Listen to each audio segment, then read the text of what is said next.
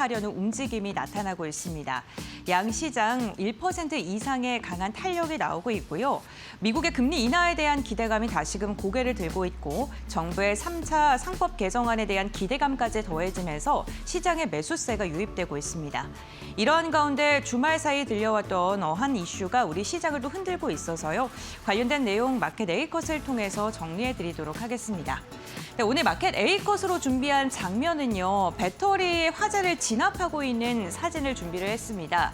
대전 국가정보자원관리원에서 금요일 밤부터 화재가 발생하면서 국가 전상망이 나흘째 먹통을 벌이고 있습니다. 이와 관련돼서 수혜가 기대되는 종목을 중심으로 오늘 강력한 매수세가 유입되고 있는데요. 사건 개요부터 우리가 어떠한 투자 포인트를 눈여겨봐야 되는지 알아보도록 하겠습니다. 화재가 발생한 곳은 대전광역시 유성구에 위치해 있는 국가정보자원관리원 5층에서 발생을 했습니다. 무정전 전원장치에 대해서 리튬이온 배터리가 이제 불꽃이 튀어오르면서 화재가 발생한 것으로 추정이 되고 있고요. 오후 8시 20분, 그러니까 화재가 발생한 뒤에 5분 뒤에 119 소방당국으로 관련된 신고가 접수된 것으로 확인되고 있습니다. 그리고 나서 그 다음날 오전 6시 반에 초진이 완료된 것으로 확인됐는데 이번 화재의 가장 주요 특이점 중에 하나가 재발하와 재진압이 무려 18차례가량 반복됐다는 것이고요. 결국에는 완전히 전소된 것은 오후 6시쯤이었습니다. 이와 함께 오후 9시쯤에 배터리팩에 대한 384개 서버에서 분리를 했고 반출을 한 것으로 알려져 있고요. 이와 함께 항온 항습기 복구를 완료했고 지금 정상 가동을 하나, 두 개씩 진행하고 있는 것으로 확인되고 있습니다. 전반적으로 좀 긴 시간 동안 화재 진압이 어려웠던 것으로 보이는데요. 왜 그런지 한번 다음 장을 통해서 알아보도록 하겠습니다. 이번 발화 원인은요, 지금 리튬 배터리의 수명이 초과됐다는 것에 좀 집중을 하고 있습니다. LG 에너지솔루션이 2012년에서 13년도에 제조한 제품으로 알려져 있는데 이 리튬 배터리의 수명은 한 10년가량이고요. 실제로 교체를 해야 된다는 그 권고사항이 있었는데 이를 지키지 않은 것으로 확인되고 있고요. 무정전 전원장치와 분리 이전 작업을 진행하는 중에 불꽃이 튀었고 발화가 된 것으로 확인되고 있습니다. 이 진화 과정 쪽에요. 데이터 센터의 특성상 물로 불을 끄는 게 불가능하기 때문에 가스 소화 장비로 대응을 했고요. 잔불이 계속해서 살아나면서 재발화가 일어난 것으로 확인되고 있습니다. 그렇기 때문에 22시간 만에 완전 진화에 성공한 것으로 알려지고 있고요. 피해 규모는요. 전산 장비와 행정 정보 시스템 이렇게 두 가지로 나눠보시면 될 것 같은데요. 5층 전산실 서버 장비 740대가 전소가 됐습니다. 특히나 리튬 배터리팩 384개를 전량 폐기한 것으로 확인되고 있고요. 총 647개 시스템이 중단이 됐는데 여기서 직접 피해가 96개로 확인되고 있습니다. 중단된 주요 서비스를 보게 된다면 국민신문고라던가 정부24, 무인 민원 발급기, 그리고 공무원 내부망 등 우리 생활에 밀접하게 관련되어 있는 그 시스템을 중심으로 마비가 되었기 때문에 불편함을 토로하는 분들도 굉장히 많았던 것으로 확인되고 있습니다. 다음 장을 통해서 이어서 이야기 나눠보겠습니다. 이번 화재에 대해서요, 이른바 정부판 카카오 먹통이다라고 이름이 붙여지고 있습니다. 카카오가 2022년에 판교에서 화재가 발생했었는데 이와 유사한 점이 굉장히 많았기 때문인데요. 먼저 첫 번째로는 발화가 된 그 부분이 비슷합니다. 리튬 배터리로 동일하게 발화가 됐고 이중화가 미비가 돼서 민간 서비스 그리고 정부의 전상망이 크게 마비가 되었다는 게 동일한 유사점으로 꼽히고 있습니다. 두 번째로는요, 서비스 마비의 파급력이 굉장히 크다는 건데요. 카카오 같은 경우에는 메신저라던가 택시 결제 시스템에 대해서 우리나라에서 굉장히 많은 부분을 차지하고 있기 때문에 민간 생활이나 서비스가 굉장히 불편함을 호소를 했었죠. 이번에 국정지원 같은 경우에도 정부 이사와 같은 민원 시스템이 마비가 되면서 행정 서비스가 굉장히 곤란하게 이뤄졌던 것으로 확인되고 있습니다. 세 번째로는 구조적 문제에 대해 유사성이 있었습니다. 이중화라던가 삼중화 체계가 미비했기 때문에 이번에 시스템 화재가 발생했을 때 시스템 마비가 크게 나타난 거고요. 단일 장애 지점에 그대로 노출되었다는 것도 구조적으로 동일함이 있습니다. 작은 사고, 이러니까 이중화라던가 삼중화가 되어 있었다라면 이번 사태가 크게 번지지 않을 수 있었는데 이러한 거를 막지 못했기 때문에 전 국민의 생활이 조금 불편하게 됐다라는 거고요. 다만 차이점은요, 주체의 차이 차이점이 있습니다. 카카오는 민간 기업의 사고이기 때문에 민간판 먹통이다. 그리고 국정지원 같은 경우에는 정부 핵심 전상망의 사고이기 때문에 정부판 먹통이다라는 별명이 붙여지고 있고요. 결국에는 이 공통점이 미리 예방을 할 수 있었을 법한 일들인데 예방이 조금 구조화가 되어 있지 않아서 큰 사태로 번졌다라는 것에는 동일한 이유가 있을 것으로 보입니다.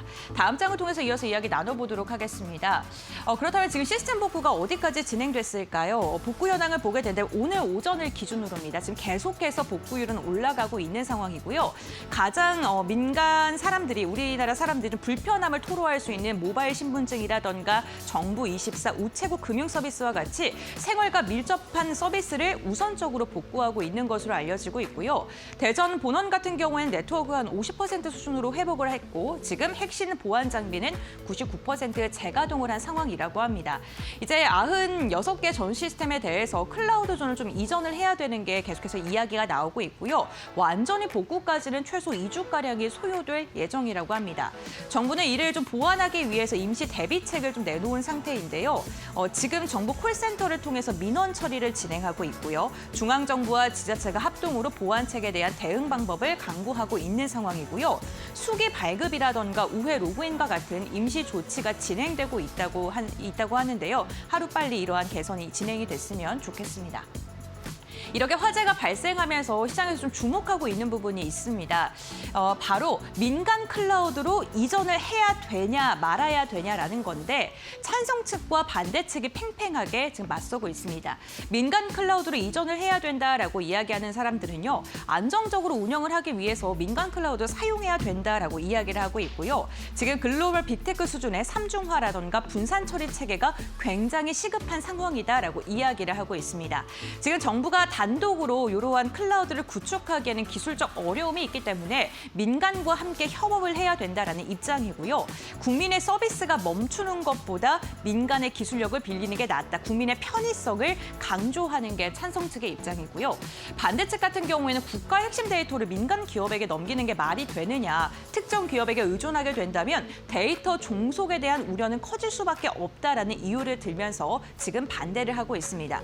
결국에는 정부 데이터가 굉장히 중요한 게 많기 때문에 정부가 직접적으로 관리를 해야 된다라는 게 반대 측의 입장입니다. 이 찬성과 반대 측 입장 모두 다 함께 이야기를 하고 있는 것은 민간으로 이전을 할 것인지 말 것인지를 넘어서 결국에는 정부의 데이터 센터 운영 방식에 문제점이 있기 때문에 이를 전면적으로 재검토할 필요성은 동일하게 지금 주장을 하고 있는 부분입니다. 과연 어떻게 재검토를 하게 될지는 조금 더 지켜봐야 될 것 같습니다.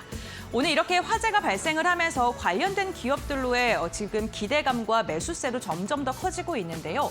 우선 크게 세 가지 축으로 나눌 수 있을 것 같습니다. 첫 번째로는 보안 관련된 기업이고요. 정부의 핵심 전상망이 마비가 되면서 사이버 보안 강화에 대한 필요성이 다시금 고개를 들고 있는 상황입니다. 문서 보안이라던가 네트워크 보안 그리고 인증 서비스 이러한 기업들로 지금 매수세가 쏠리고 있고요. 대표적인 종목들 제가 이렇게 나열을 해봤습니다. 데이터 센터와 관련해서는 이중화 재해복구 체계에 대한 필요성이 다시금 주목을 받고 있습니다. 공공기관도 민간 클라우드의 활용이 불가피하다라는 찬성 측의 의견도 지속적으로 나오면서 그로 인해서 데이터 센터 관련된 기업들이 좀 주목을 받고 있는 거고요. 대표적으로 데이터 솔루션이라던가 모아 데이터, IT센 글로벌 같은 기업들이 오늘 시장에서 주목을 받고 있습니다. IT 솔루션과 관련된 기업들 일부 종목을 중심으로는 상한가를 터치하기도 했었는데요. 정부가 긴급 복구 지원을 발표하면서 실질적으로 수혜가 기대된다라는 게 그 이유였습니다. 인프라 개편 과정에서 프로젝트 수주에 대한 기대감은 커질 수밖에 없고 지금 이러한 사건이 발생된 뒤에 가장 먼저 강력한 슈팅이 나오기도 했었습니다.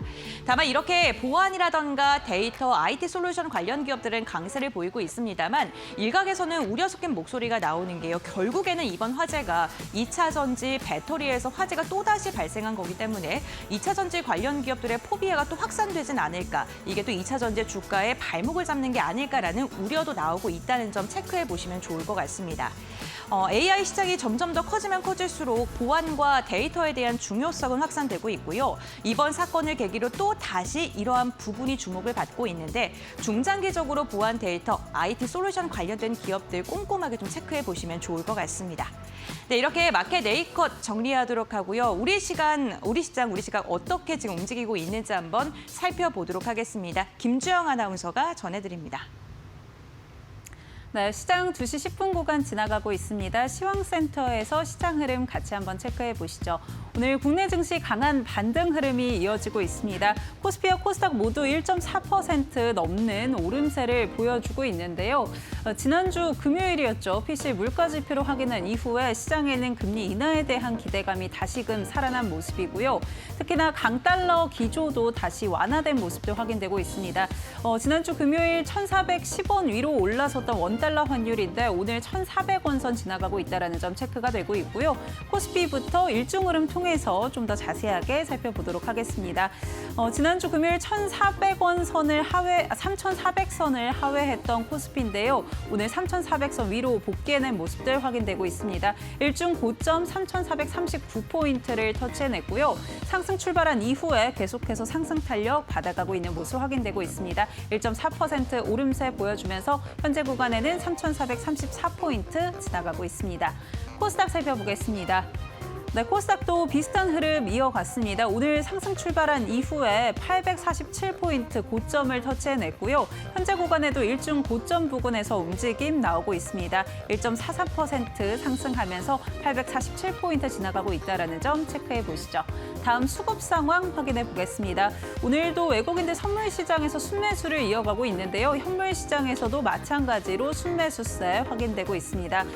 지난주 금요일이었죠. 외국인과 기관 모두 매도 물량을 크게 출회해 나가는 모습도 확인이 됐었는데 오늘은 두 메이저 주체 모두 순매수로 전환한 모습 확인되고 있고요. 외국인의 경우에는 2,600억 원 이상 담아내고 있고 기관의 경우에도 3,600억 원 이상 순매수하고 있다는 점 체크되고 있습니다. 반면에 개인은 차익 실현 매물 출회가 되면서 6천억 원 이상 팔고 있다는 점도 확인해 보시죠. 코스닥 살펴보겠습니다. 네, 코스닥 시장에서도 오늘 외국인과 기관, 메이저 주체들의 순매수 확인되고 있습니다. 매수폭 계속해서 확대되고 있는 모습 확인되고 있고요. 기관의 경우에는 2거래일 연속 담아내고 있는 반면에 외국인은 하루 만에 순매수로 전환한 모습입니다. 외국인 700억 원 이상 담아내고 있고요. 기관은 1,000억 원 이상 순매수 이어가고 있습니다. 그렇다면 오늘 시장에서 어떤 키워드 많이 검색하고 있는지 같이 한번 체크해 보겠습니다. 오늘 시장에서는 두나무와 클라우드 같은 클라우드 또 스테이블 코인 같은 키워드 상위에서 확인되고 있는데요. 네이버 파이낸셜과 두나무의 주식 수합이 연일 기대감을 모아가고 있습니다. 형식적으로 보자면 이 네이버 파이낸셜의 두나무가 자회사로 편입되는 구조지만 실질적으로 기업 가치를 따져봤을 때 두나무가 네이버 파이낸셜의 최대 주주로 올라설 가능성이 높고요. 2대 주주는 네이버라는 시장의 분석들이 나오고 있습니다. 이에 따라 두나무 관련주들 기대감 모아가고 있는데요. 종목들 흐름 체크해 보시면요. 두나무의 주요 주주죠. 우리기술투자와 하나투자증권 오늘 급등을 이어가고 있습니다. 오늘 우리기술투자는 20% 급등하고 있고요. 하나투자증권 16%대 급등 이어가고 있습니다. 네이버도 연일 상승세를 이어가고 있는데요. 3거래일 연속 빨간불 켜내면서 8% 가까운 오름세 보여주고 있고요. DSC 인베스트먼트도 대성창투 같은 이런 기업들도 오늘 4.7% 가까이 상승하는 모습들 보여주고 있습니다. 다음 키워드 확인해 보겠습니다. 네, 보안과 클라우드 확인되고 있습니다. 이 정부의 전산망이 마비됐다라는 소식 오늘 많이 들어보셨을 텐데요. 화재에 따라서 이 시스템이 지금 마비된 상태고요. 약 650여 개의 전산 시스템이 중단됐습니다. 완전 복구까지는 2주가량이 소요가 되는데 이에 따라 이 사태 복구와 함께 이중 클라우드 관련한 부분들이 시장에서 주목받고 있는데요. 특히나 향후에 정부가 이 부분에 대해서 예산과 인력을 더 투입할 것이다라는 전망들 나오면서 오늘 보안 관련주들 또 클라우드 관련주들 강세 흐름 이어가고 있습니다. 네, 현재 구간에서 소프트캠프의 경우에는 13%대 급등 이어가고 있고요. 모니터랩도 12.4%대 급등 확인되고 있습니다. 지니언스 9.2%, 아톤도 8.3%대 오름세 보여주고 있고요. SP소프트 6.9%, 때 강세 흐름 확인되고 있습니다. 오늘 시장 키워드 같이 한번 체크해봤고요. 이어지는 자세한 특징주는 신민영 앵커와 확인해 보시죠. 네, 여러분은 지금 파이널샷 함께하고 계십니다. 이어서 종목 파인더 통해서 보다 자세한 종목별 이슈들 점검해 보도록 하겠습니다. 먼저 오후장에서 파이널샷이 포착한 특징주들 한자리에 모아봤습니다. 이 안에서 첫 번째로 살펴볼 종목은요, 바이오 종목으로 준비했습니다. 삼성 바이오로직스 살펴보도록 하겠습니다. 오늘 바이오주 안에 또 이슈가 전해지고 있는 상황입니다. 오늘 그동안 미국 관세 협상에 대한 이야기들이 많이 나왔었는데 미국과의 관세 협상이 여전히 교착 상태에 머물러 있는 가운데 트럼프가 또다시 이 품목 관세 관련 이야기, 그중에서도 제약 관세 카드를 꺼내 들었죠. 트럼프는 10월 1일부터 이제 앞으로 브랜드와 특허 약품에 100% 관세를 매기겠다면서 미국의 공장을 건설 중이면 면제받을 수 있다라고 강조를 했습니다. 트루스 소셜에 다시 한번 이러한 내용을 올린 거고요. 이에 따라 우리 기업들의 우려감도 커져갈 수밖에 없는 상황인데요. 우리나라 기업들의 경우에는 연도별로 봤을 때 대미 의약품 수출액이 해마다 꾸준히 늘어나고 있습니다. 지난해 기준으로는 14억 9천만 달러를 돌파하기도 했습니다. 따라서 관련 기업들에 대한 우려감 커지고 있고요. 국가별 의약품 관세율의 경우에는 현재 일본과 EU, 유럽연합의 경우 15%로 합의를 본 상황이기 때문에 당분간은 우리나라 기업들의 어려움이 더 커질 수밖에 없을 것이라는 분석들이 나옵니다. 그래도 셀트리온과 롯데바이오로직스, SK바이오팜의 경우에는 미국의 생산 시설을 보유하려고 노력을 하고 있습니다. 셀트리온이 지난주에 일라이릴리의 생산 공장을 연말에 인수하겠다라는 소식 전해지면서 주가 크게 끌어올리기도 했고요.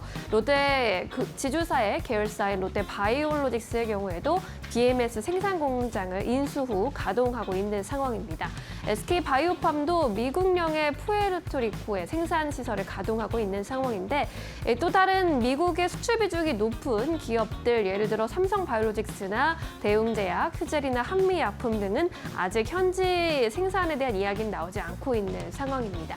관련해서 앞으로 또 제약관제 이야기가 어떻게 전개될지도 잘 체크해 볼 필요가 있겠는데요. 오늘 제약바이오주의 경우에는 혼조세를 그리고 있습니다. 삼성바이오로직스가 강보합권에서 움직이는 모습이고요. 셀트리온의 경우에는 오늘 상승세 이어가고 있고 대웅제약도 2% 가까운 오름세 보이고 있습니다. 반면에 SK바이오팜과 한미약품은 현재 약세 구간에 머물러 있고요. 한미약품은 1% 가까운 내림세로 37만 4천 원 선 지나가고 있습니다. 네, 이어서 두 번째 특징주로 넘어가 보겠습니다.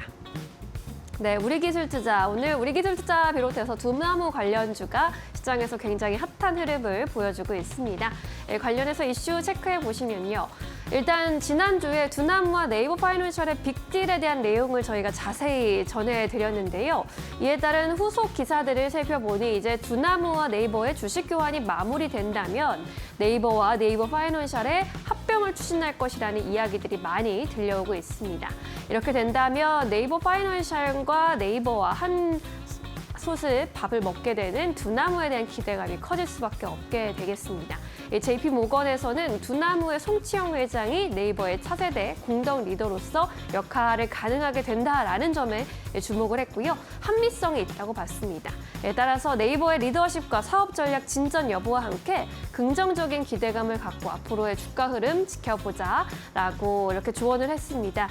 이에 따라 오늘 네이버의 주가 흐름도 굉장히 양호한데요. 이 두나무 지분 구조를 살펴보면 기존의 임원들 외에도 카카오 인베스트먼트도 지분 10%나 가져가고 있고요. 우리기술투자와 하나투자증권도 5에서 7%대 지분, 그리고 코오롱 인베스트먼트도 1%대 지분을 보유하고 있는 것으로 알려져 있습니다. 이에 따라 오늘 또 관련주로도 시세가 모이는 모습입니다. 관련주의 흐름도 함께 살펴보시죠. 네, 우리기술투자가 현재 구간에서 더 시세를 분출해주면서 급등 흐름을 더 쌓아가고 있습니다. 20% 넘게 급등하면서 12,000원 선 위에서 움직이고 있고요. 하나투자증권도 15%대 급등세 가져가고 있습니다. 이 밖에 코오롱도 8%대 오름세 돋보이고 있고요. 일부 지분을 가지고 있는 것으로 알려져 있는 DSC 인베스트먼트, 에이티넘 인베스트먼트까지 2에서 4%대 오름세로 움직이고 있습니다. 이어서 세 번째 특징주로 넘어가 보겠습니다.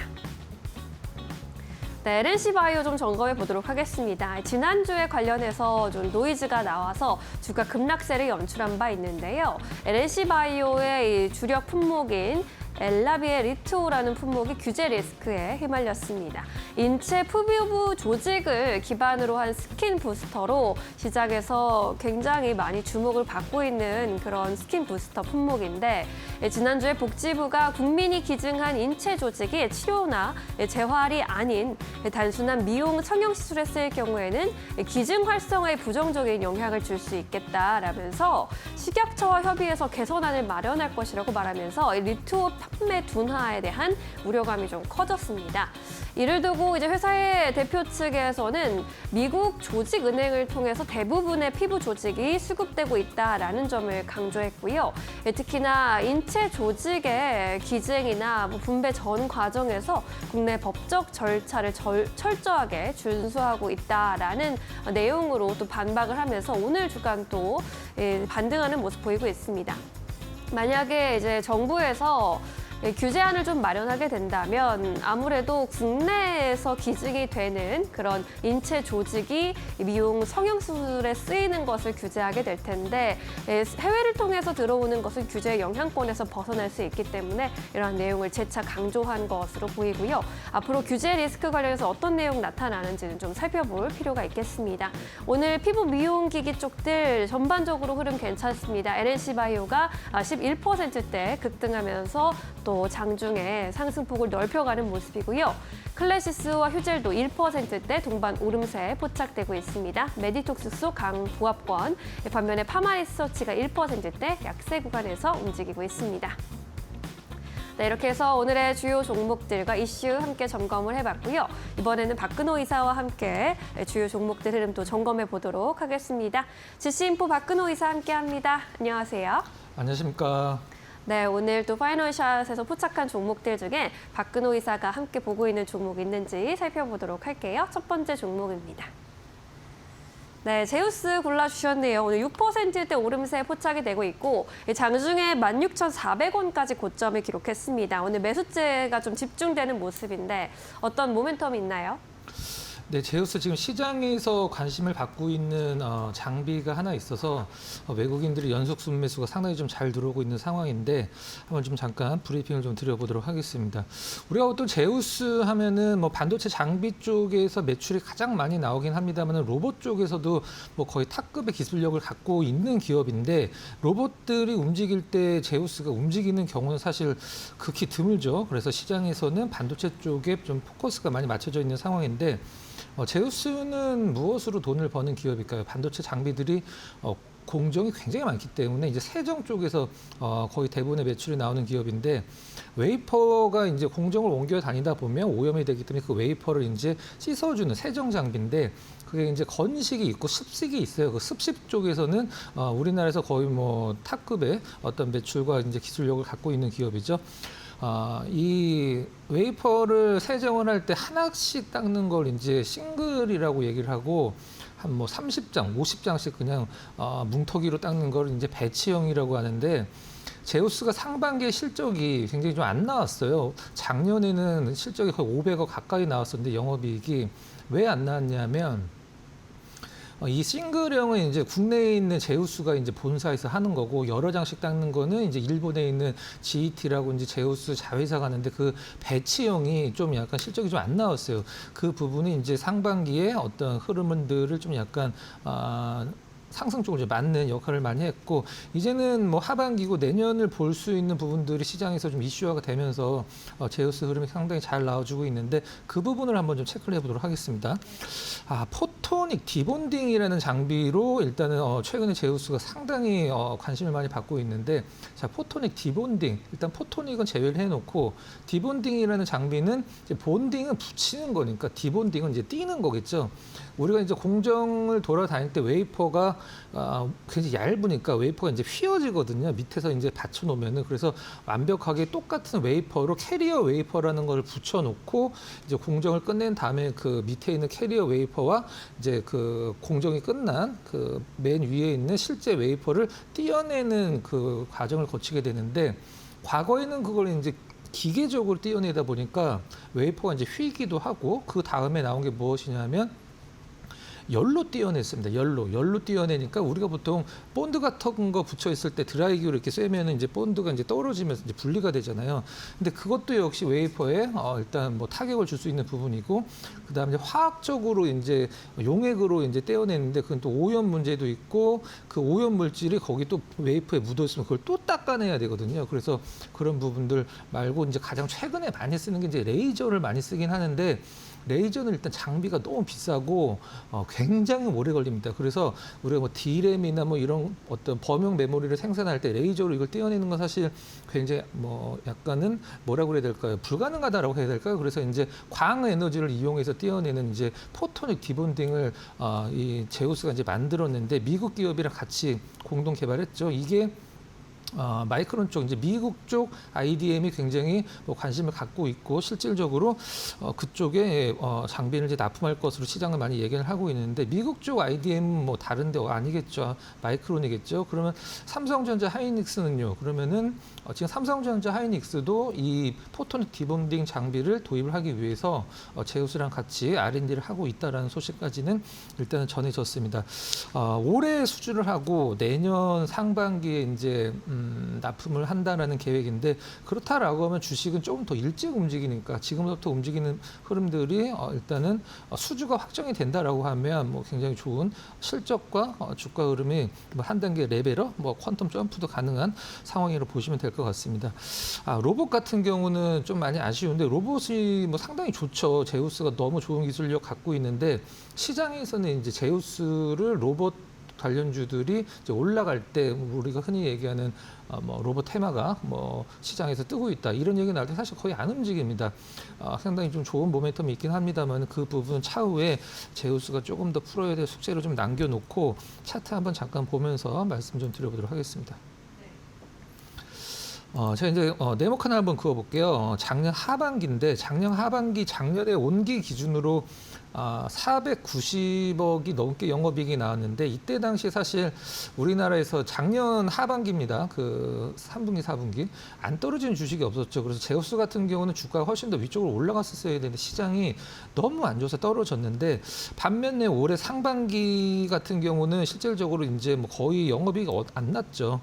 적자가 소폭 났는데 이제 하반기 기대감으로 움직이고 있는 상황인데, 최근에 주가 흐름 보면은 오늘 우리가 보통 뭐 이런 식으로 움직임이 나올 때 기사들이 가장 잘 나온 게 어떻게 나오냐면, 뭐 연중 최고치를 경신을 했다, 이런 식으로 이제 많이 나오죠. 종가상으로는 오늘 연중 최고치고, 2월 달이 이제 고가권 기준으로는 2월 달이 최고치인데, 실질적으로 이제 연중 최고치를 갱신하고 있는 흐름.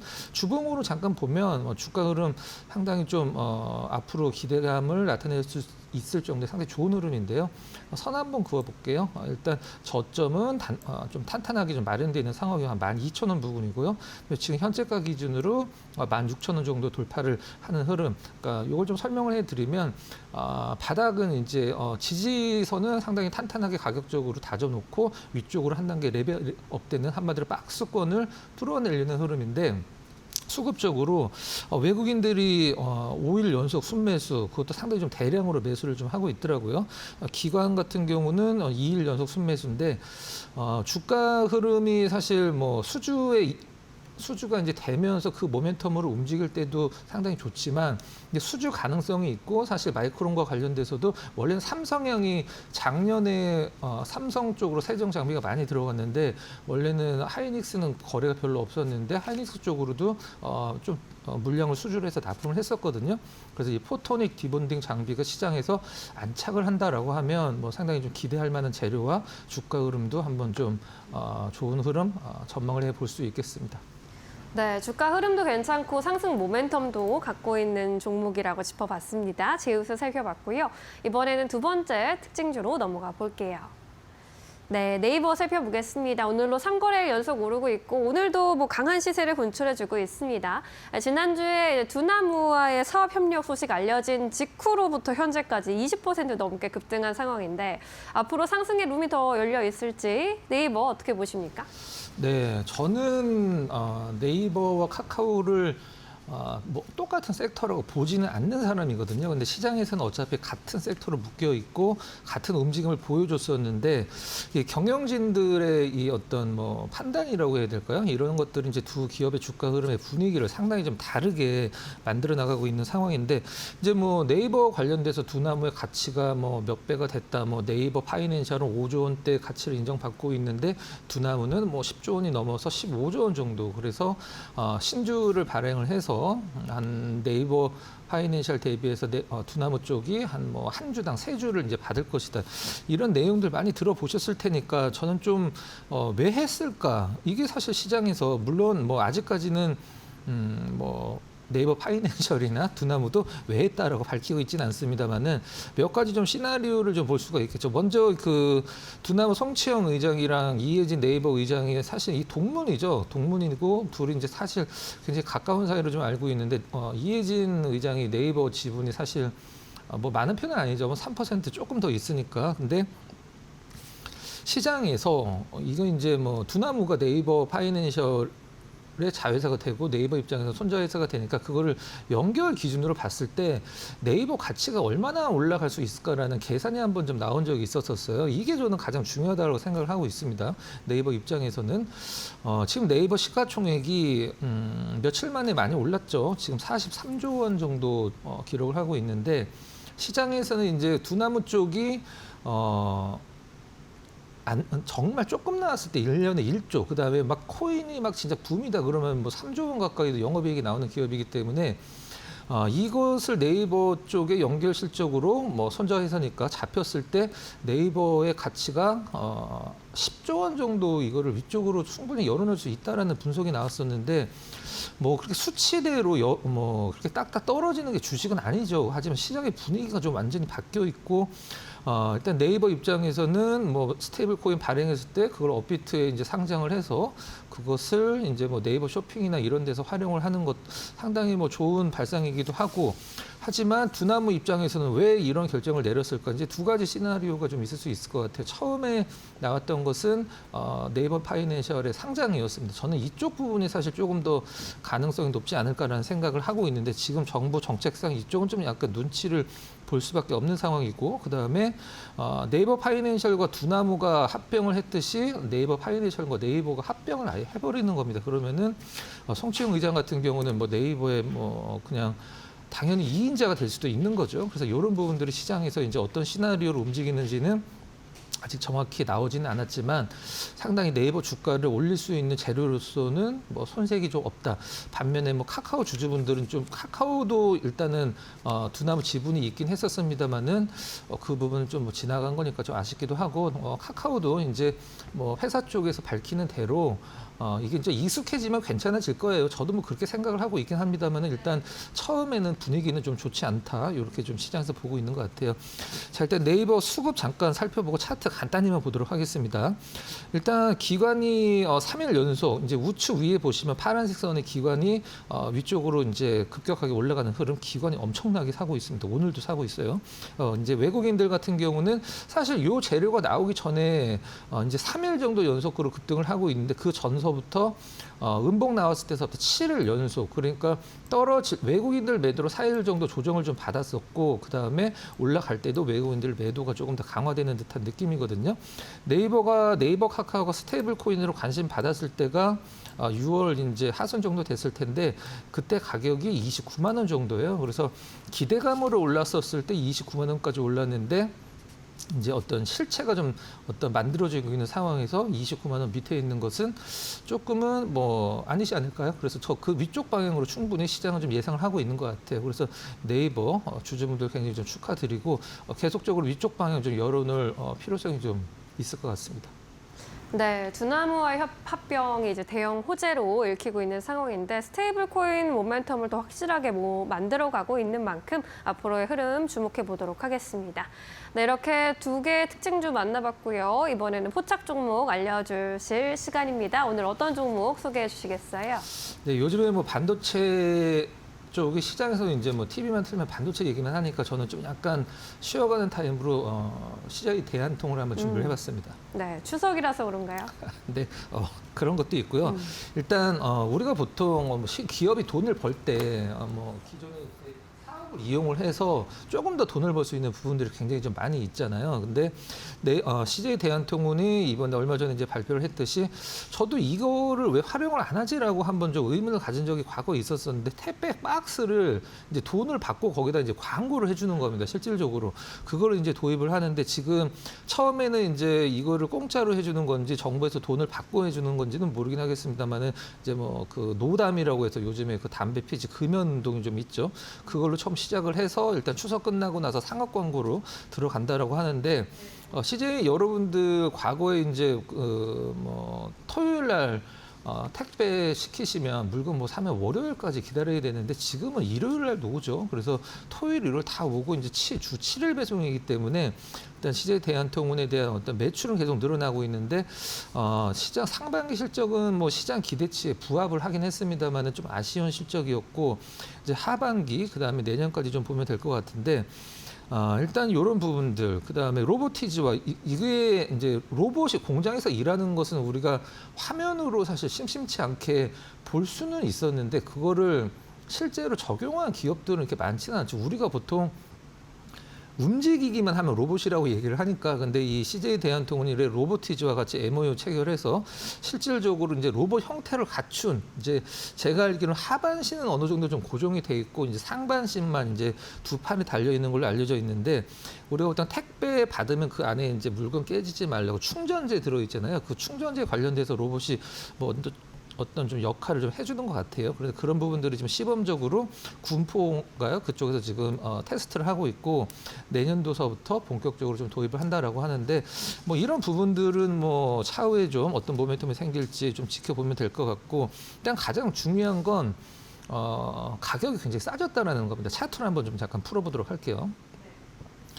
CJ 대한통운 24년도 1분기 정도에서부터 굉장히 주가가 많이 내려왔는데 최근에 올해 흐름 본다라고 하면 좀 약간 그렇게 크게 반복되진 않았습니다만 박스권 정도 형태 보여주고 있는데 절대 빠지지 않는 가격대가 있죠. 절대 빠지지 않는 가격대가 바로 지금 가격대인데 웬만하면 지금 가격대를 빠지진 않습니다. 5월 달에는 빠졌는데 라고 생각을 하실 수도 있는데 이때는 사실 그 주가 흐름이 사실 그렇게 시장 흐름이 좋지 않았을 때고 지금 그 시장에서 어떤 뭐 급등하는 종목군들 그런 종목군들 말고 좀 약간 러프한 조정을 내는 큰 신경을 안 쓰고 굉장히 기업적으로 안 좋은 일이 있었던 것도 아닌데 그냥 수급으로 주가가 많이 내려와서 가격 자체가 좀 메리트 있는 가격까지 내려온 종목군들을 나는 좀 선호를 한다. 이런 분들 많이 계실 거예요. 그런 분들은 지금 CJ 대한통운 주가 흐름이 그냥 누가 보더라도 굉장히 매력적인 구간까지 좀 내려왔거든요. 그래서 중간중간에 이런 좀 음봉이 나오는 어떤 그 조정 구간들을 나는 좀 의연하게 좀 넘길 수 있다라고 하시는 분들은 지금 굉장히 좋은 가격까지 좀 내려와 있다라고 생각을 하고 있고요. 매수가, 목표가, 손절가 가격적인 전략 좀 드려보도록 하겠습니다. 매수가는 현재 지금 85,200원인데 85,000원 전후 상당히 좀 나쁘지 않고요. 목표가는 일단 전 고점 정도로 한 95,000원 정도 한번 설정을 해보도록 하고요. 손절 가격은 전 저점으로 상당히 타이트하게 잡았습니다. 일단 전 저점 82,000원 정도를 제시를 해드리도록 하겠습니다. 네, CJ 대한통운 가격 전략까지 만나봤습니다. 투자 판단에 잘 참고해 보시기 바랄게요. 오늘 여기서 인사드립니다. 고맙습니다.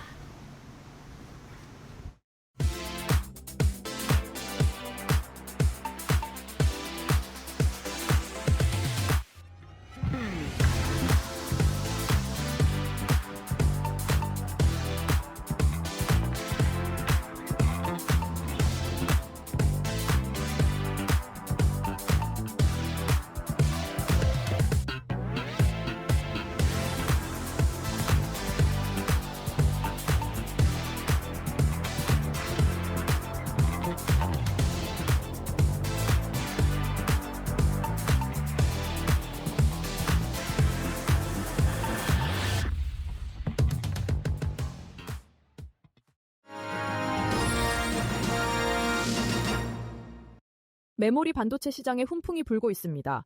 드램 가격이 인공지능 초호황에 힘입어 2017년과 2018년 황금기 수준에 근접했습니다. 시장조사업체 트렌드포스에 따르면 지난달 드램 범용 제품 DDR4 8GB 평균 현물 가격은 5.8달러로 연중 최고치를 경신했습니다. 연초 대비 4배 넘게 오른 수치입니다. DDR5 가격도 40% 이상 뛰었습니다. 가격 급등의 배경엔 AI 산업의 폭발적 성장이 있습니다. 엔비디아와 구글, 중국의 텐센트, 바이두 등 빅테크 기업들이 대규모 투자에 나서면서 고대 역폭 메모리, HBM 수요가 폭발했고 서버 교체 주기까지 겹쳤습니다. 이로 인해 범용 메모리 생산이 줄고 DDR4 생산이 중단되면서 품귀 현상까지 빚어지고 있습니다. 삼성전자와 SK하이닉스의 실적 개선 기대감도 커지고 있습니다. 3분기 영업이익 전망치는 각각 9조 6천억 원, 10조 7천억 원에 달합니다.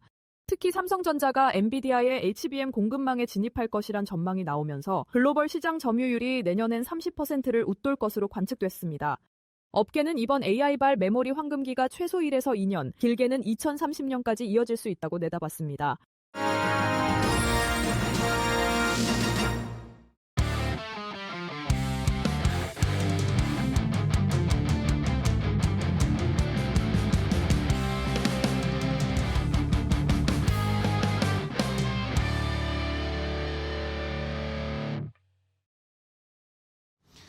자, 코스피 5천 시대를 준비하는 코스피 5천 시대를 위해서 홈런처럼 빵빵 터뜨릴 수 있을 좋은 종목 소개해드리는 이재선의 말로 홈런 시즌2 오늘도 이어가도록 하겠습니다.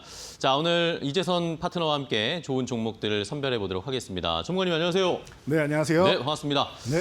자, 지난주에 저희가 코스피 5천 시대를 맞이해서 좋은 종목들, 홈런 날릴 수 있는 종목들을 많이 알려드렸는데 좋은 포인트를 짚어주었습니다. 지난주에 스테이블 코인 관련된 종목들 타이밍이 올 거다라고 했는데 진짜 왔어요. 네. 아니, 올 타이밍이 왔으니까 온 거고요. 뭐 로봇주도 좀 움직이고 있고 전체적으로 지금 좋은 종목들 좀 많이 있고 그런 섹터들이 아직까지는 바닥권 섹터들이 저는 있다고 생각을 해요. 그래서 이런 섹터들 오늘도 또 제가 준비해서 왔으니까 여러분들 기대 많이 해주시기 바랍니다. 알겠습니다. 자, 추석 연휴를 앞두고 있는 상황이기 때문에 또 미리 좋은 업종이나 종목들을 골라 놓고 나야 이제 우리가 추석 연휴를 잘 쉬고 왔을 때 좋은 수익을 선물을 받을 수 있겠죠. 자, 그러면 오늘 또 어떤 업종을 준비하셨을지 종목을 준비하셨을지 궁금한데요. 그러면 오늘 코스피 5천 시장을 준비하는 4번 타자 홈런을 쏘아 올릴 수 있을 만한 좋은 업종 어떤 종목 선택하셨나요? 네, 오늘의 4번 타자 섹터는 바로 AI 관련주. AI. 네. AI 근데 주가가 잘 안 가는데 최근에 많이 눌려 있는데 이것도 이제 다음 타이밍이라고 생각하시는 거예요? 네, 그동안 갑갑하셨을 텐데요. 그 갑갑함을 시원하게 해소해줄 타이밍이 이제 10월에 다가오고 있다라고 저는 생각하고 있습니다. 어떤 모멘텀들이 있을까요?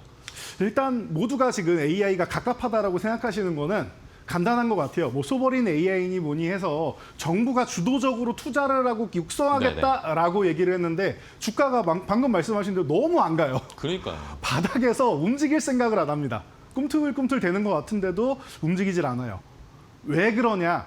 여러분들이 우리 봄 정도에 이 대선이 한창일 때, 경선일 때 뭐 직접 프리오사 AI도 뭐 현재 대통령께서 방문하시고 하면서 어마어마하게 말씀하시고 중간중간에 정책도 나오곤 했는데 그때 너무 많이 올라갔습니다. 선반영이 됐기 때문에 기대감으로 올라간 것들이 있기 때문에 지금은 잠깐 휴식을 취하고 있는 거예요. 그 휴식 구간이 보통 그래도 한 3개월은 쉬어야 기간 조정은 좀 받았다라고 해요. 그래서 근데 이제 슬슬 3개월 정도는 뭐 지나가고 있는 타이밍이에요. 그리고 날씨도 좀 변화됐죠. 그때 한참 뜨거울 때 AI가 타올랐고 이제 좀 선선한 바람이 이제 정말 불기 시작하고 있습니다. 그리고 추석입니다.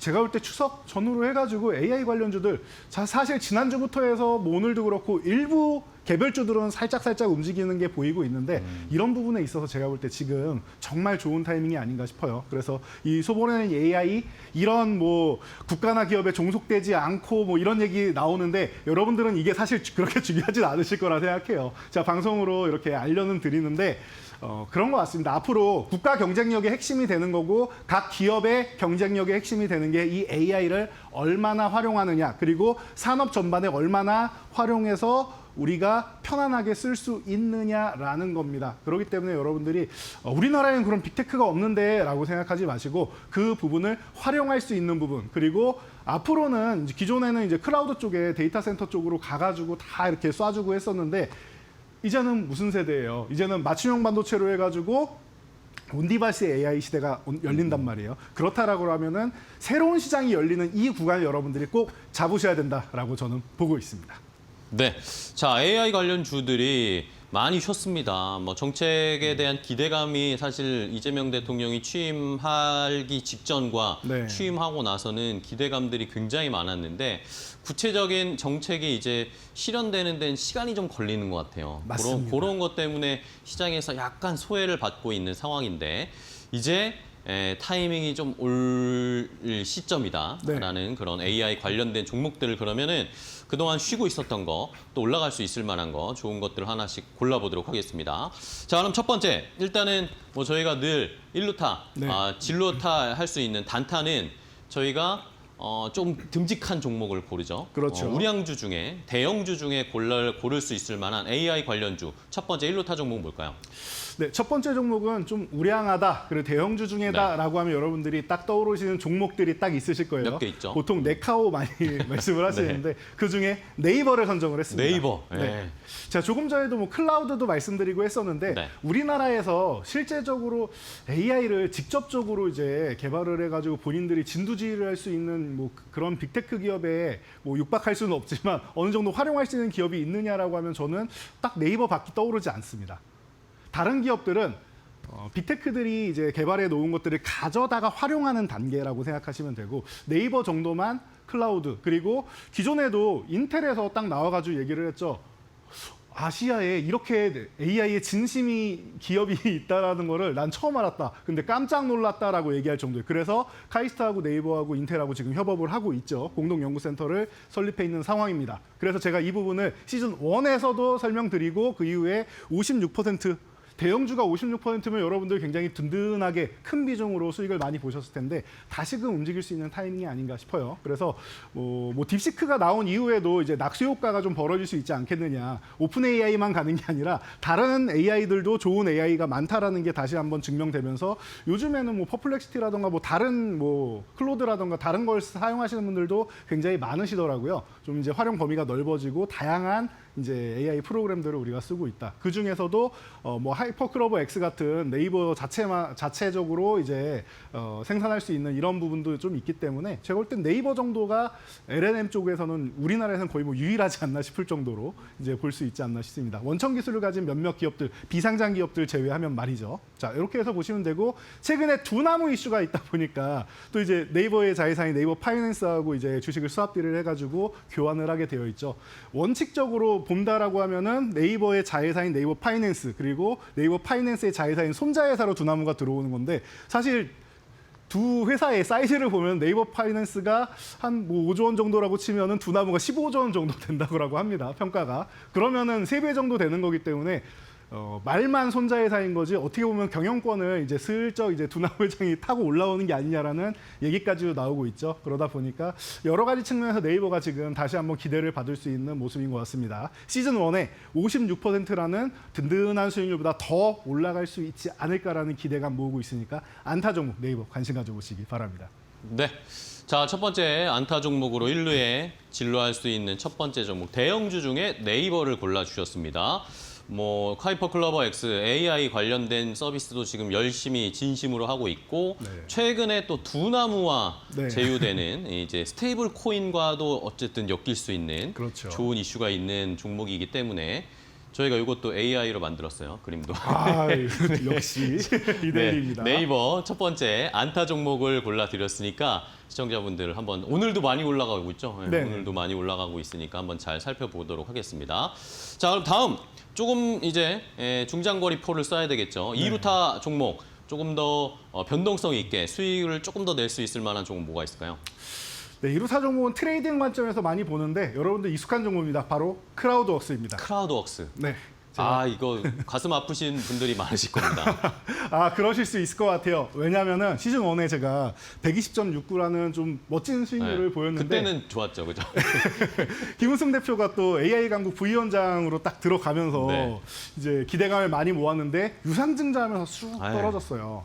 물론 기술적 반등이 한번 나오면서 좋은 모습은 있었지만 다시금 밀려가지고 여러분들이 뭐 거의 보유하신 분들, 위에서 보유하신 분들은 거의 한 반토막 수준의 이런 좀 안타까운 분들도 좀 계실 텐데 가슴 아픈 구간이 이제 살살 이제 털어낼 구간이 다가오지 않나 싶습니다. 그래서 제가 2루타 종목은 트레이딩 관점에서 볼 수 있다. 그리고 조금 가볍다라고 많이 말씀을 드리는데 그런 종목으로 크라우드웍스 충분히 기대감이 높습니다. 사실 제가 코난 테크놀로지, 뭐 이스트 소프트 이런 종목들하고 고민을 하면서 경험을 많이 벌였었는데 여러분들이 제일 궁금해하실 것 같아서 그리고 타이밍도 온 것 같아서 소개해드리니까요. 편하게 보시면서 그동안 이제 해왔던 사업들 이런 부분 그리고 유상증자 같은 경우도 매물이 이제 슬슬 소화가 되기 시작하고 있어요. 이 매물 물량 소화한 다음에는 이제 다시 한번 기술적 반등 정도 나올 수 있는 구간이니까 지금부터 보시고 이런 부분에 대해서는 제가 뭐 꾸준히 관찰하면서 여러분들 소개해드릴 테니까요. 함께 보시면 좋을 것 같습니다. 알겠습니다. 2루타 종목으로 크라우드웍스 주셨습니다. 유상증자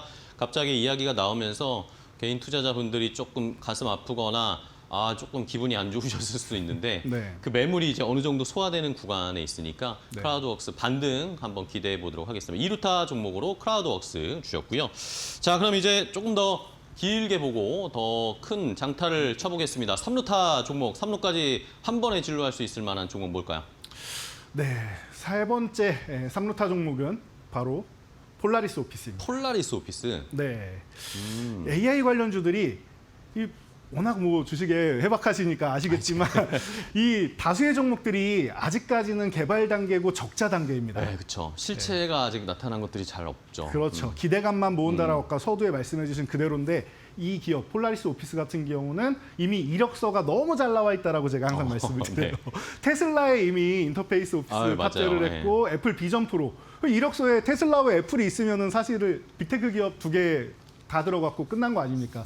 오비고와 함께 테슬라에 이렇게 인터페이스 탑재한 다음에 글로벌 자동차 시장에 진출을 했고 오피스 시장이야 뭐 다들 열려 있는 거 다들 아실 거고 이 오피스에다가도 AI를 탑재해가지고 이 안에서도 검색이나 여러 가지 기능들을 잘 만들어 놓은 기업입니다. 그렇기 때문에 지금 이미 여러분들도 스마트폰 탁 펼치면은 이 기업의 소프트웨어를 가지고 계신 분들도 꽤 많이 있으실 겁니다. 저도 설치는 되어 있습니다. 그럴 정도로 우리 실생활에 좀 파고들어 있는 종목이고 실적이 나오고 있다는 측면에서 제가 볼 때는 선두주자가 될 수 있지 않나 싶은데 아직까지 주가가 얼마 안 올랐어요. 그렇기 때문에 이 부분을 실제로 이제 곧 어닝 시즌 또 오지 않습니까? 네.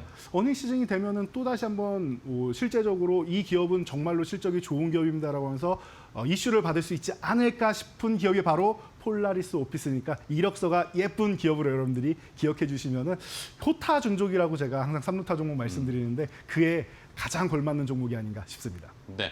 자, 폴라리스 오피스는 호타 준족, 멀리 치면서 빠르게 달려갈 수 있는 네.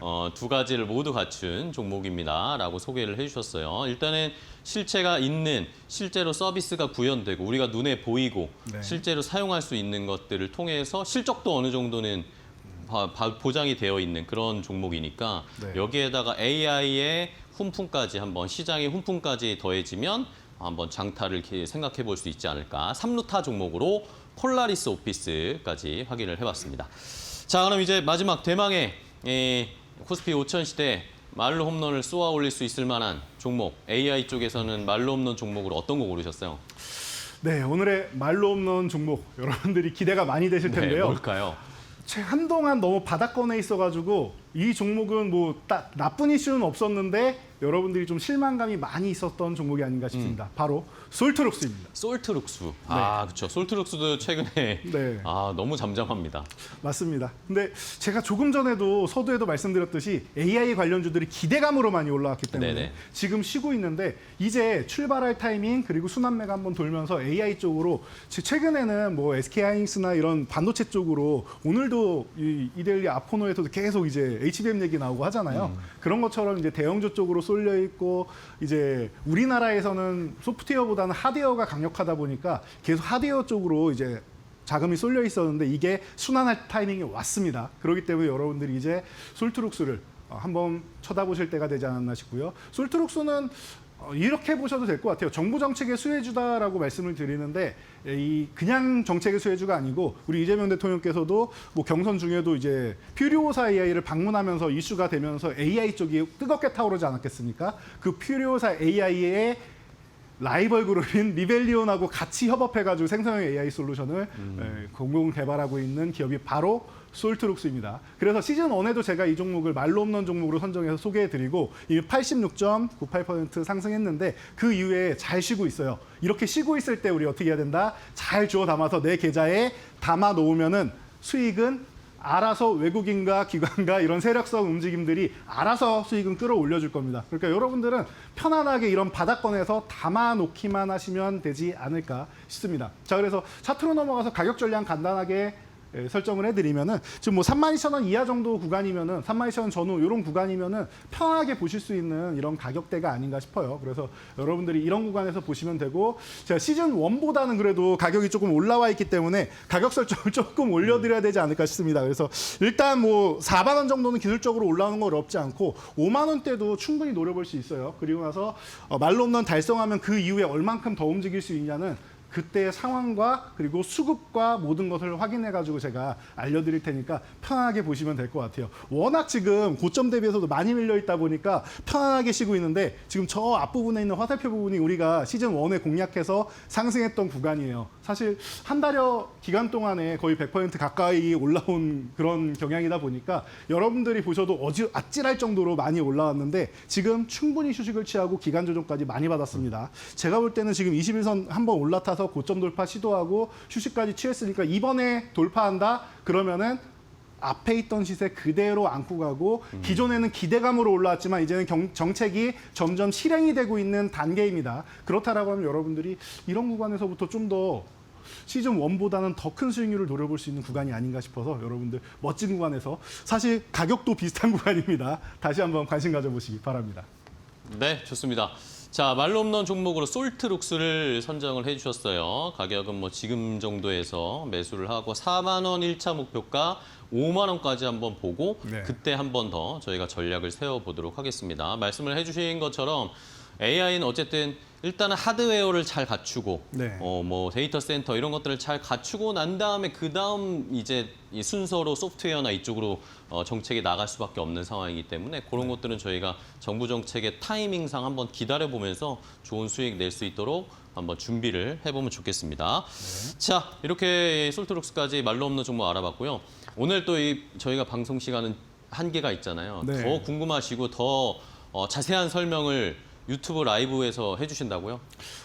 맞습니다. 사실 이 시간도 저한테 많은 긴 시간을 할애해 주셨는데 그래도 제가 못다한 얘기들이 굉장히 많습니다. 네, 더 세부적인 전략이 좀 궁금해요. 그리고 조금 전에도 말씀드렸지만 트레이딩 전략 갔을 때 그 전략을 또 어디서 계속 디테일하게 네. 말씀드리느냐 제가 바로 끝나고 매일 오후 3시에 여러분들 찾아뵐 겁니다. 유튜브 채널 이데일리 TV를 통해서 여러분들 오시면은 제 얼굴 딱 떠 있을 겁니다. 클릭만 하시면 저와 함께 하실 수 있으니까 잠시 후에 방송 끝나고 3시부터 함께 하시면 좋을 것 같습니다. 네, 알겠습니다.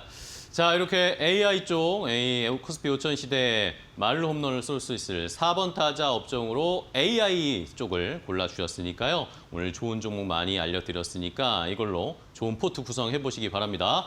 자, 이재선의 말로 홈런 시즌2 오늘은 여기까지 하도록 하겠습니다. 오늘 고생 많으셨습니다. 전문가님. 고맙습니다. 네, 감사합니다.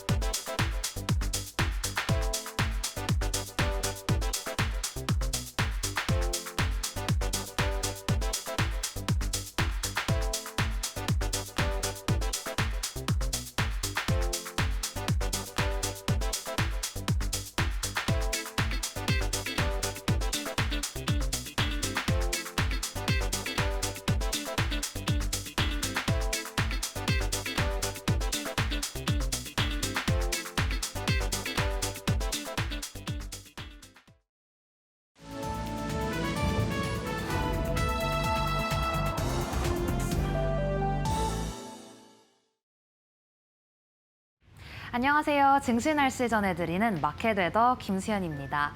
네, 오늘 장 마감까지 단 30분 남았습니다. 마감하기 30분 전 증시 날씨 꼼꼼하게 전해드리겠습니다. 우리 증시 날씨는 오늘 지난주에 낙폭을 만회하며 반등에 성공했습니다. 오늘 삼성전자와 SK하이닉스 모두 1%, 4% 가까이 올라줬고요. 오늘 코스피는 미국 기준금리 인하 기대감에 힘입어 나흘 만에 상승 전환하며 장중 3,440선까지 근접하기도 했습니다. 네, 이렇게 오늘 반도체 투톱이 지수를 견인했는데요. 네이버도 두나무와의 협력 소식 속에서 네이버도 오늘 나흘간 3거래일 동안 연속 강세를 이어가고 있습니다. 또한 국정자원 화재로 인해 오늘 화재 관련주도 상승세인데요. 그렇다면 더 구체적인 종목별 날씨 함께 살펴보겠습니다. 네, 오늘 증권주입니다. 오늘 개장부터 쭉 맑은 하늘 보이고 있는데 정부와 여당이 9월 정기국회에서 자사주 소각 의무화를 담은 3차 개정안을 추진하겠다는 의지를 강하게 피력을 했습니다. 관련해서 오늘 증시 활성화 기대감이 불어넣어지면서 증권주 좋았는데요. 하나투자증권, 미래에셋증권, 그리고 상상인증권 등이 나란히 상승세를 보이고 있습니다. 이어서 오늘 두나무 그리고 스테이블코인 관련주도 햇살 비치고 있습니다. 네이버가 자회사 네이버 파이낸셜을 통해 두나무와의 통합을 추진하면서 네이버 파이낸셜의 최대 주주가 송치영 회장이 될 전망인데요. 이로 인해 스테이블코인 신사업 확장 기대감이 커지면서 네이버 오늘까지 사흘 연속 급등세를 이어가고 있고요. 또 이외에도 우리기술투자와 IT젠글로벌 등 관련 종목들도 함께 오름세를 보이고 있습니다. 이어서 계속 보시면 오늘 화재 복구 관련주 그리고 클라우드 관련주도 오늘 장 시작하자마자 계속 상승 탄력을 받아가고 있습니다. 지난 26일 대전 국가정보자원관리원에서 발생한 리튬 배터리 화재로 이 정부 주요 업무 시스템 647개가 멈춰섰습니다. 피해가 나흘째 이어지면서 민원 대란 우려까지 커지고 있는데 무엇보다 클라우드 이중화가 제대로 구축되지 않아서 사태가 확대됐다는 지적이 나오면서 오늘 관련주들의 매수세가 몰리고 있습니다. 오늘 엠젠솔루션 그리고 이닉스가 강세를 보이고 있습니다.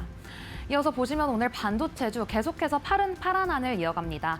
삼성전자의 3분기 잠정 실적 발표가 임박했는데요.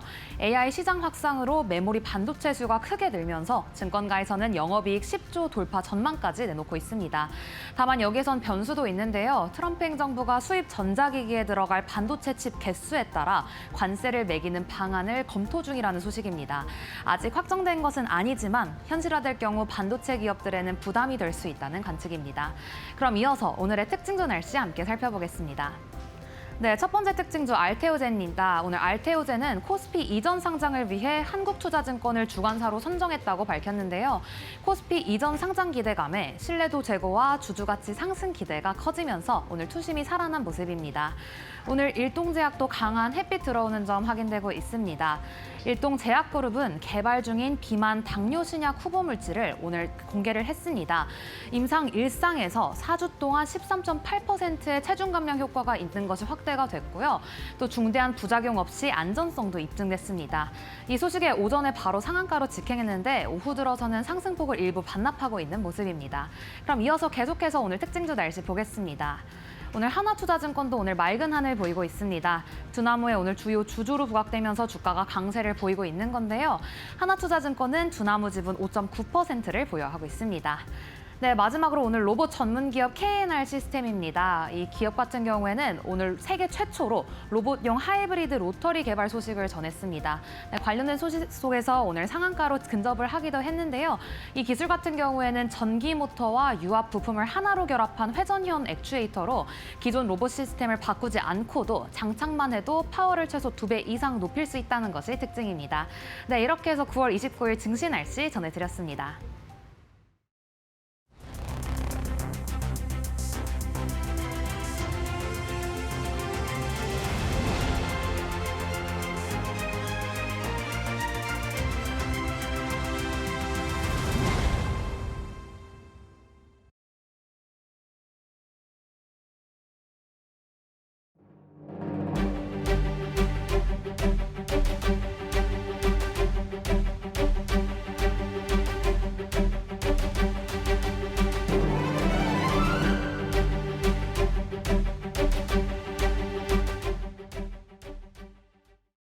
네, 맥락 시간으로 이어가 보겠습니다. 맥락 시간을 통해서는 각 산업을 대표하는 연구원을 모시고 그 산업의 맥을 짚어보는 시간으로 진행이 되는데요. 오늘은 로봇과 관련된 이야기 나눠보도록 하겠습니다. SK증권의 박찬술 연구원 함께합니다. 안녕하세요. 네, 안녕하십니까. 네, 반갑습니다. 최근에 로봇 관련 기업들의 움직임이 굉장히 좋은데요. 오늘 관련된 이야기 좀 심도 있게 풀어보도록 하겠습니다. 가장 먼저 글로벌 빅테크 관련된 기업들의 로봇 투자가 로봇 기업들의 상승세를 좀 주도하고 있는 주요 요인 중에 하나이죠. 그렇다면 왜 이 기업들이 로봇에 베팅을 하는 건지, 시장이 얼마만큼 성장할 것으로 기대를 하길래 이렇게 많은 돈을 투자하는 건지 연구원님께서 어떻게 바라보실까요? 네, 일단 빅테크가 보는 이제 로봇 시장, 네. 휴머노이드 시장이라고 보시면 될 것 같고, 결국에는 빅테크는 상당히 큰 파이를 먹어야만 지금 기존에 있는 사업보다 네. 더 높은 성장을 이제 이룰 수 있을 텐데요. 그래서 휴머노이드 로봇 시장을 결국에는 빅테크가 선점을 하게 됐다는 의미를 다르게 생각해 보면은 그만큼 큰 시장이다라고 보시면 될 것 같습니다. LLM의 발전에 따라서 네, 22년부터 어떻게 보면 이 분야의 가능성에 대해서 주목을 했다고 하면 그게 언어 쪽뿐만 아니라 언어 쪽 확률 모델뿐만 아니라 비언어 모델, 그러니까 비주얼 아니면 비디오라고도 할 수 있는데요. 이게 결국에는 이쪽 분야에도 적용이 된다는 것을 알게 되었고 결국 이 부분이 피지컬 AI까지 이어지기 때문에 결국에는 그냥 소프트웨어 시장뿐만 아니라 이런 물리적인 시장에서도 성장 드라이브를 가져올 수 있겠다라고 생각되면서 빅테크의 투자가 시작되었다고 보시면 될 것 같습니다. 네, 알겠습니다. 이 거대 언어 모델의 확장에 따른 빅테크들의 로봇 투자가 좀 지속되고 있는 건데요. 그렇다면 시장 규모는 어느 정도로 예상하세요? 지금 예상하는 게 어려울 것 같고요. 결국에는 뭐 인간의 노동 시장을 대체하는 거라 보시면 될 것 같아서 GDP의 상당히 큰 부분을 이제 휴머노이드를 가져오겠다라는 포부를 밝혔고, 다만 이제 기술력 차이에 따라서 진입할 수 있는 시장의 순서가 있겠죠.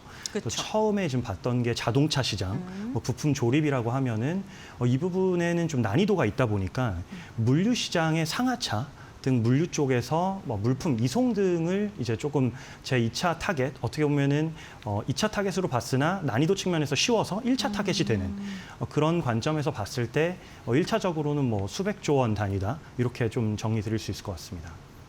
네, 지금 뭐 가늠을 하기 어려울 정도로 노동시장의 대체를 어느 정도 하느냐에 따라서 로봇 시장의 성장성이 이어질 것이다라고 이야기를 해주셨습니다. 그만큼 무궁무진한 발전이 예상되기 때문에 많은 기업들이 투자를 하는 게 아닐까 싶은데요. 그렇다면 국내 관련된 기업들은 또 어떤 게 있는지 알아보도록 할 텐데, 사실 국내에서도 대기업들의 로봇 투자가 굉장히 적극적으로 진행되고 있습니다. 대표적으로 뭐 삼성이라던가 LG, 현대차 로봇 투자를 지금 얼만큼 하고 있는지, 그리고 각 사별로 투자 전략은 어떻게 나눠져 있는지도 한번 짚어볼까요? 네, 일단은 휴머노이드 시장을 봐야 될 것 같고, 네. 대기업만이 할 수 있는 시장인 걸로 보여집니다.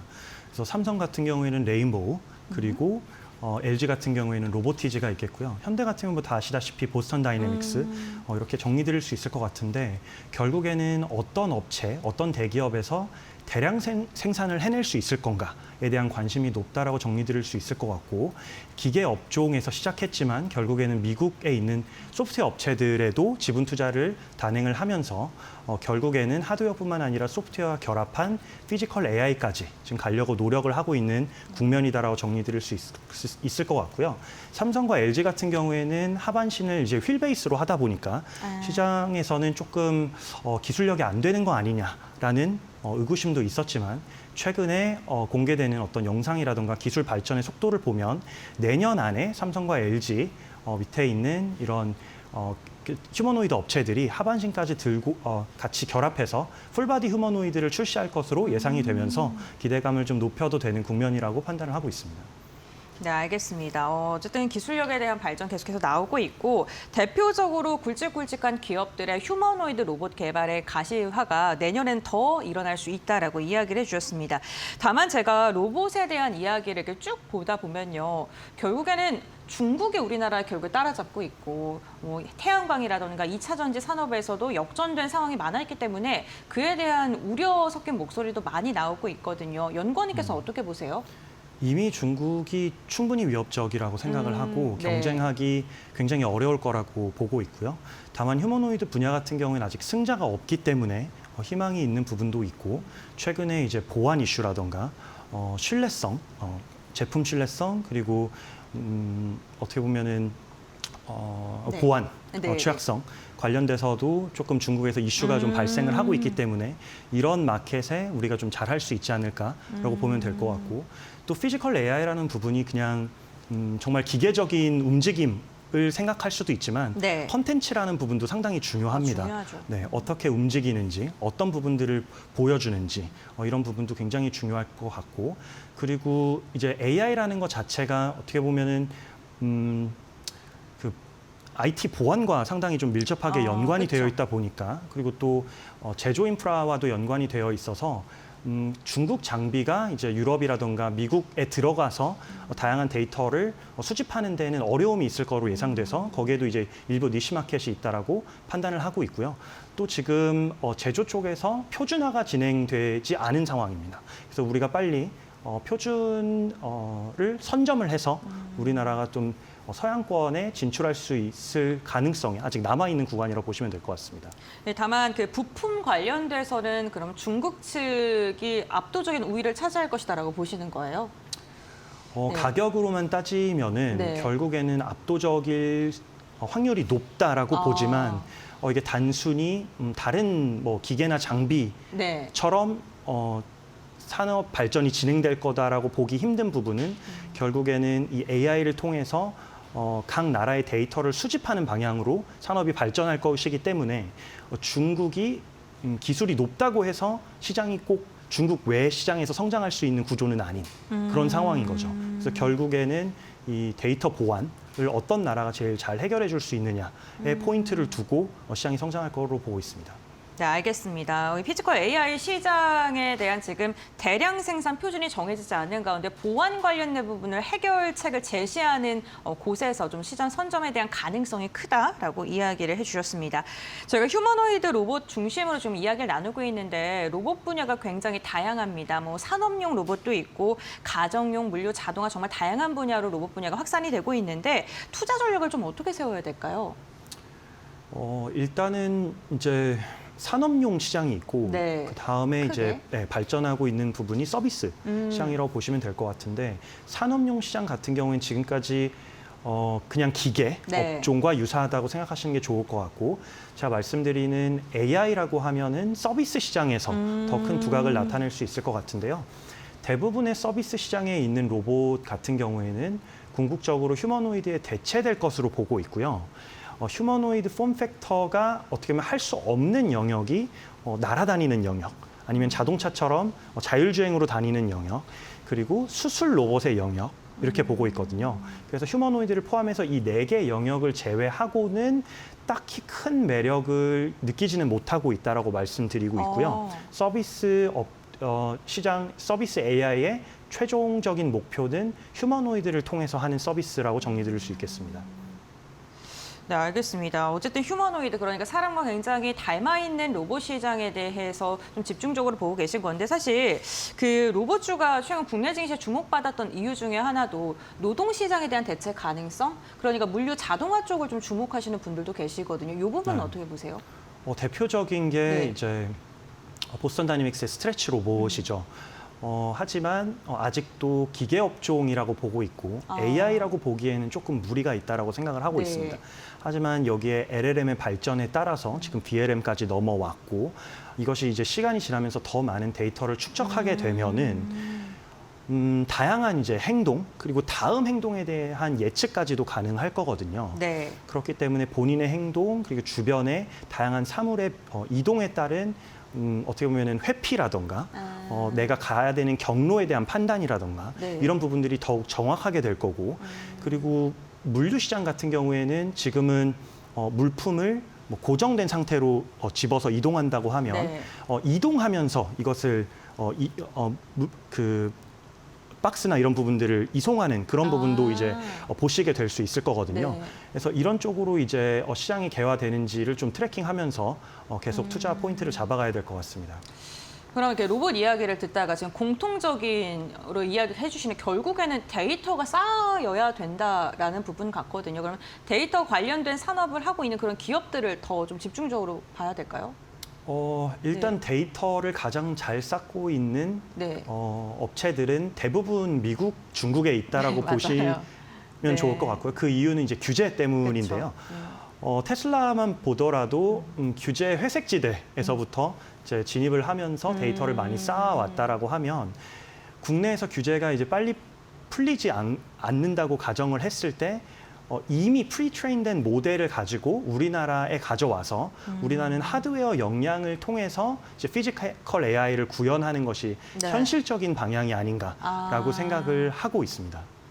결국에는 그 규제를 뭐 누가 먼저 풀었냐가 좀 중요한 것 같네요. 그 최근에 지수가 조정을 받았을 때도 로봇 관련 기업들은 좀 굳건하게 버텨줬고 오늘도 로봇 기업들 잘 가는 모습입니다. 앞으로 추가 상승 여력이 더 열려 있다고 보시나요? 네, 일단 지금 로봇 업종이 상승하는 이유는 크게 두 가지라고 보고 있는데 네. 가장 첫 번째는 이제 매크로인 것 같습니다. 금리 인하에 따른 미국의 제조업 반등에 대한 가능성에 주목을 하고 있고 여기에 국내 업체들이 들어가서 미국의 제조업을 조금 더 강하게 만들어줄 수 있을 것인가. 최근에 뭐 현대차, 엔솔 상황에서도 확인하실 수 있었던 것처럼 로봇을 사용해서 조금 더 레벨업 시켜줄 수 있을 것인가의 한계가 있고요. 두 번째 같은 경우에는 이제 11월 정도로 기사가 나온 것 같은데 네. 엔비디아에서 폭스콘과 로봇을 대량 생산할 거다. 그리고 테슬라에서도 옵티머스의 내년 대량 생산 계획이 구체적으로 발표될 거다. 이런 흐름의 시장이 매크로 딴 그러니까 멀티플이죠.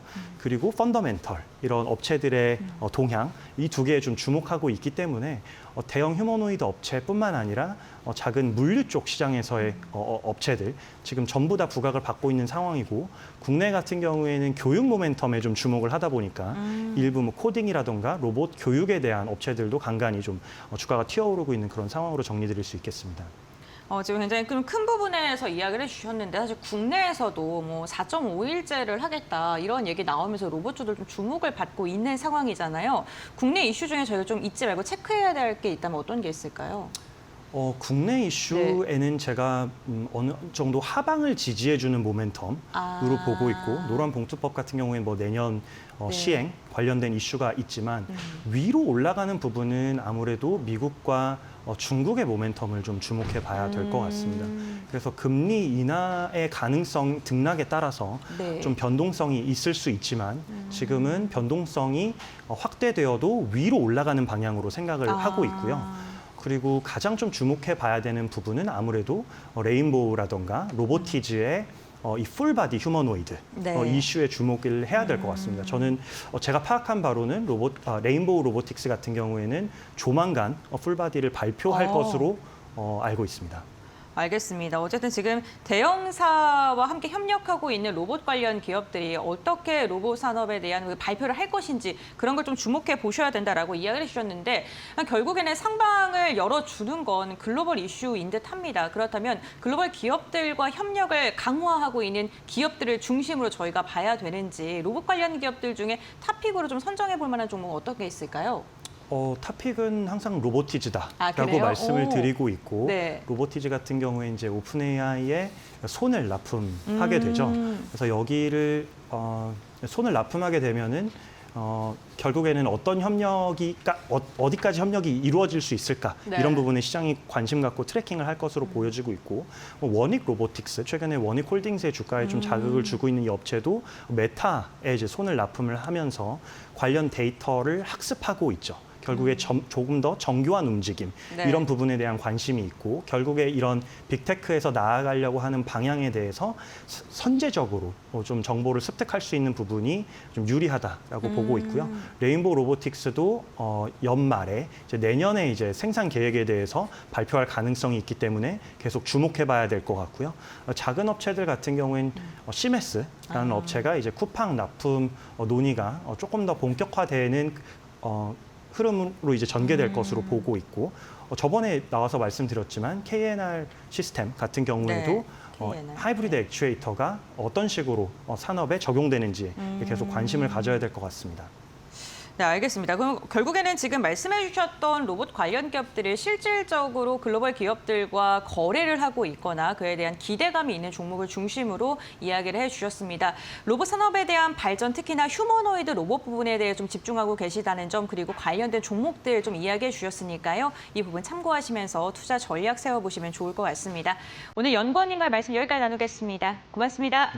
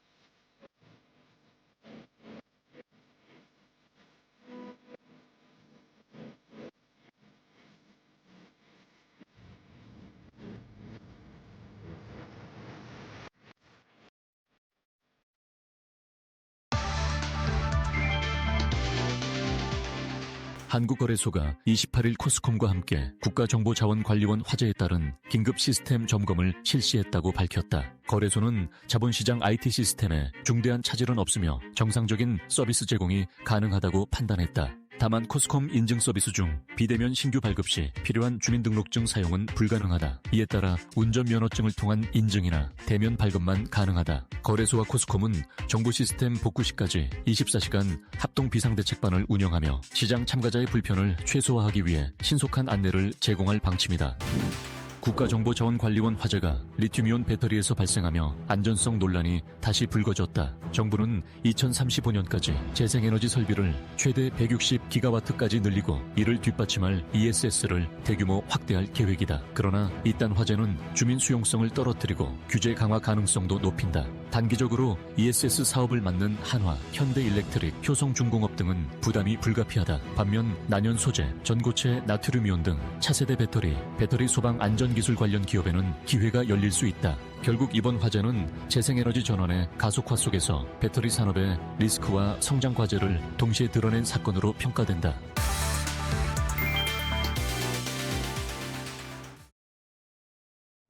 네, 월요일 장 마감 동시호가 구간에 들어왔습니다.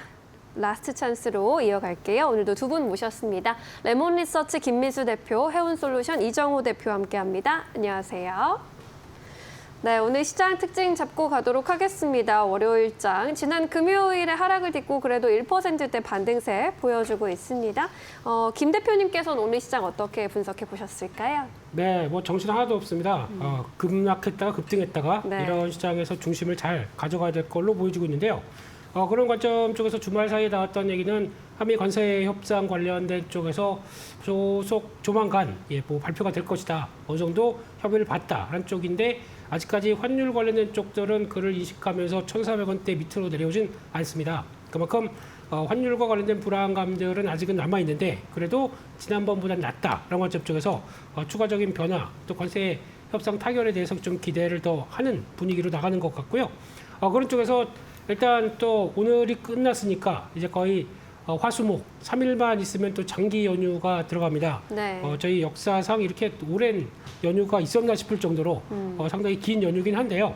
그런 쪽에서 주식을 이제 사고 가냐 팔고 가냐라는 쪽에 대한 어떤 고민이 많아지는 시점인데 거기서 일단 아무래도 좀 비중을 좀 줄여가지고 가면 더 낫지 않을까라는 우려감들이 지난주부터 조금 더 작용했기 때문에 그런 변화로 나온다라고 하게 되면 아무래도 시장에 조금 매물로 나올 수는 있겠지만 그래도 지금 그러니까 어차피 추석 끝나고 나게 되면은 이제 하반기를 바라보고 있는 입장 쪽에서 4분기를 바라보겠죠. 그런 쪽에서 기업들의 실적, 특히 삼성전자가 실적 발표 바로 이제 이어질 걸로 보여지고 있는데 나왔던 실적이 생각보다 좋아지는 모습들이고 게다가 국내 증시에는 여전히 유동성 효과는 높아 있기 때문에 시장의 흐름들은 그래도 그렇게 부정적으로 볼 필요는 없지 않을까라는 쪽으로 생각을 해야 될 것 같고요.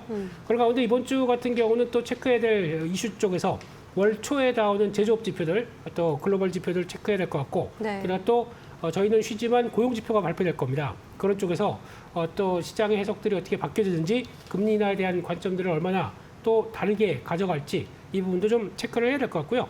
게다가 이번 주 목요일 날은 저희 마지막 연휴로 들어가기 마지막 거래일 날 옵션 만기일입니다. 그러다 보니까 또 추세가 쭉 강하게 이어지는 옵션 만기일 쪽에서 어떤 변화가 나올지도 한 번쯤 좀 점검해 보면서 이번 주는 그래도 변동성이 아무래도 좀 커지는 흐름이겠죠. 올라도 내려도 그런 쪽에서 아마 어느 정도 좀 중심을 잡고 포트폴리오 운영하는 게 필요하지 않을까 생각하고 있습니다.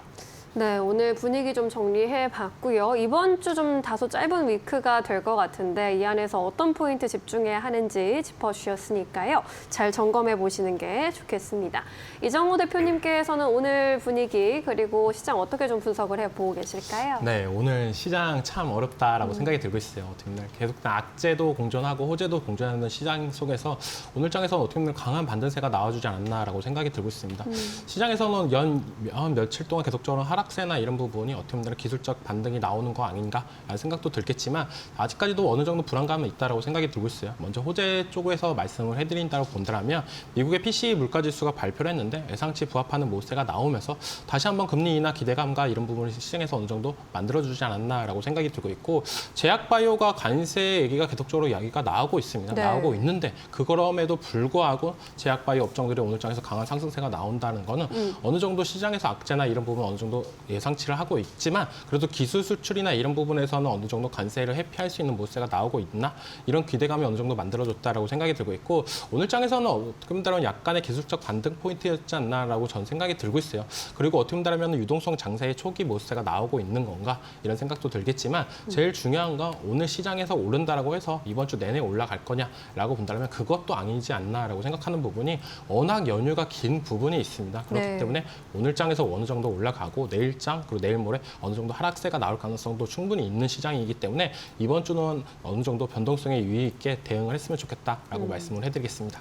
네, 이번 주에는 좀 변동성에 유의해 봐야 된다라는 이야기도 해주셨습니다. 말씀해주신 것처럼 이제 트럼프가 제약바이오 관련해가지고 이제 다시 품목관세 이야기를 좀 꺼내기도 했습니다. 뭐 100%까지 이야기를 했는데 시장에서 오늘 그렇게까지 크게 반영은 되지 않았잖아요. 이와 관련된 노이즈가 나오면 또 이번 주에 출렁일 수도 있을 것 같은데 제약바이오 시세를 좀 중장기적으로 단기적으로 나눠서 본다면 현재 어떻게 보고 계실까요? 제약바이오 같은 경우에 어떻게 보면 이 악재가 나오기 전에 비만 치료제 관련해가지고 시장 전망성과 이런 부분이 조금 더 먼저 나오면서 크게 하락이 됐던 모습도 있었습니다. 그렇기 때문에 오늘 장에서 어느 정도 시장에서 관세 A가 나오면서 이런 악재가 나오겠지만 그래도 시장에서 약간 기대를 해볼 수 있는 포인트는 뭐냐라고 본다면 관세 이거 어차피 시간 지나면 다 해결될 거야라는 긍정적인 포인트가 조금 시장에 있는 것 같다는 생각이 네. 들고 있어요. 정확하게 미국과 우리나라의 관세 협상과 이런 부분이 조금 더 지켜봐야 되겠지만 아직까지는 시장에서 긍정적인 포인트는 있지 않나라고 생각이 들고 있습니다.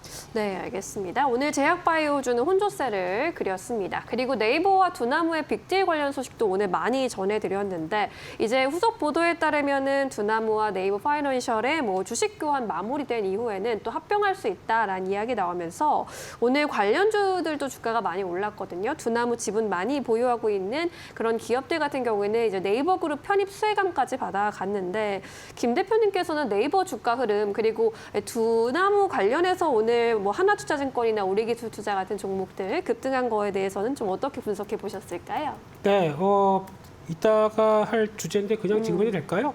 네, 네. 일단은 지금 간단히 볼까요? 네, 일단 지금 분위기는 네이버 한 3일째 연속으로 쭉 달리면서 이제 거의 지금 네이버가 두나무와 합병되는 관점 쪽에 여러 가지 흐름들을 그대로 몸으로 안고 있다고 보여지고 있습니다. 물론 이제 네이버가 변할 수 있는 소지들 그리고 또 그와 함께 또 종목들까지 확산되는 현상들 나쁘지 않다고 말하긴 하고요. 그런 쪽에서 특히 지금 분위기로 나오는 것 흐름으로 봤을 때는 특히 두나무랑 합병되는데 지분에서 조금 좀 위축되지 않을까라고 바라봤었던 우리기술투자나 하나투자증권 같은 경우가 바로 빠르게 턴한 모습들은 그래도 앞으로 기대감들은 여전히 남아있다는 쪽에서 그렇게 부정적이지는 않다고 봐야 될 것 같고요. 게다가 저희가 잘 모르겠지만 코오롱 같은 경우도 거의 네. 비슷한 종목이다 보니까 그런 쪽에 영향을 끼친다고 봐야 될 것 같고 그러다 보니까 또 추가적으로 인터넷 대표주 쪽에서 카카오는 소외가 되는 분위기이긴 한데 그럼에도 불구하고 카카오가 보여주고 있는 AI 쪽을 먼저 오픈 AI와 함께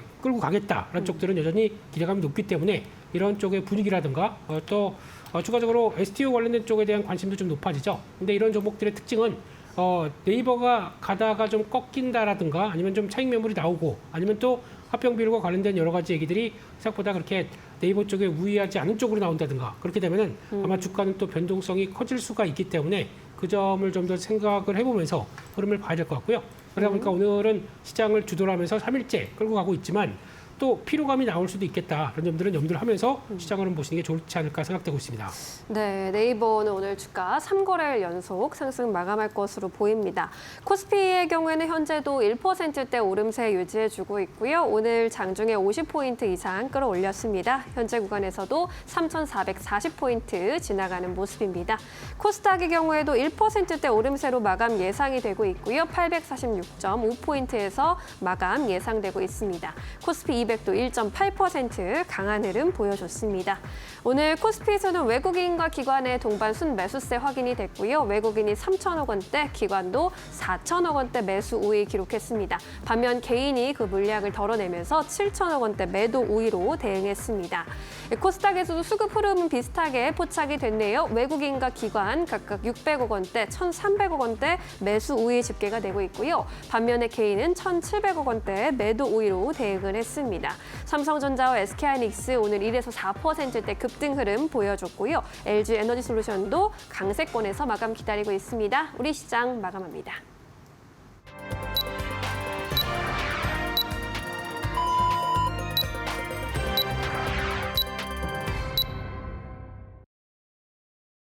(9월 29일) 월요일장 국내 증시 마무리가 됐습니다. 오늘 양시장은 외국인과 기관의 매수세가 유입되면서 오랜만에 나란히 반등하는 데 성공을 했는데요.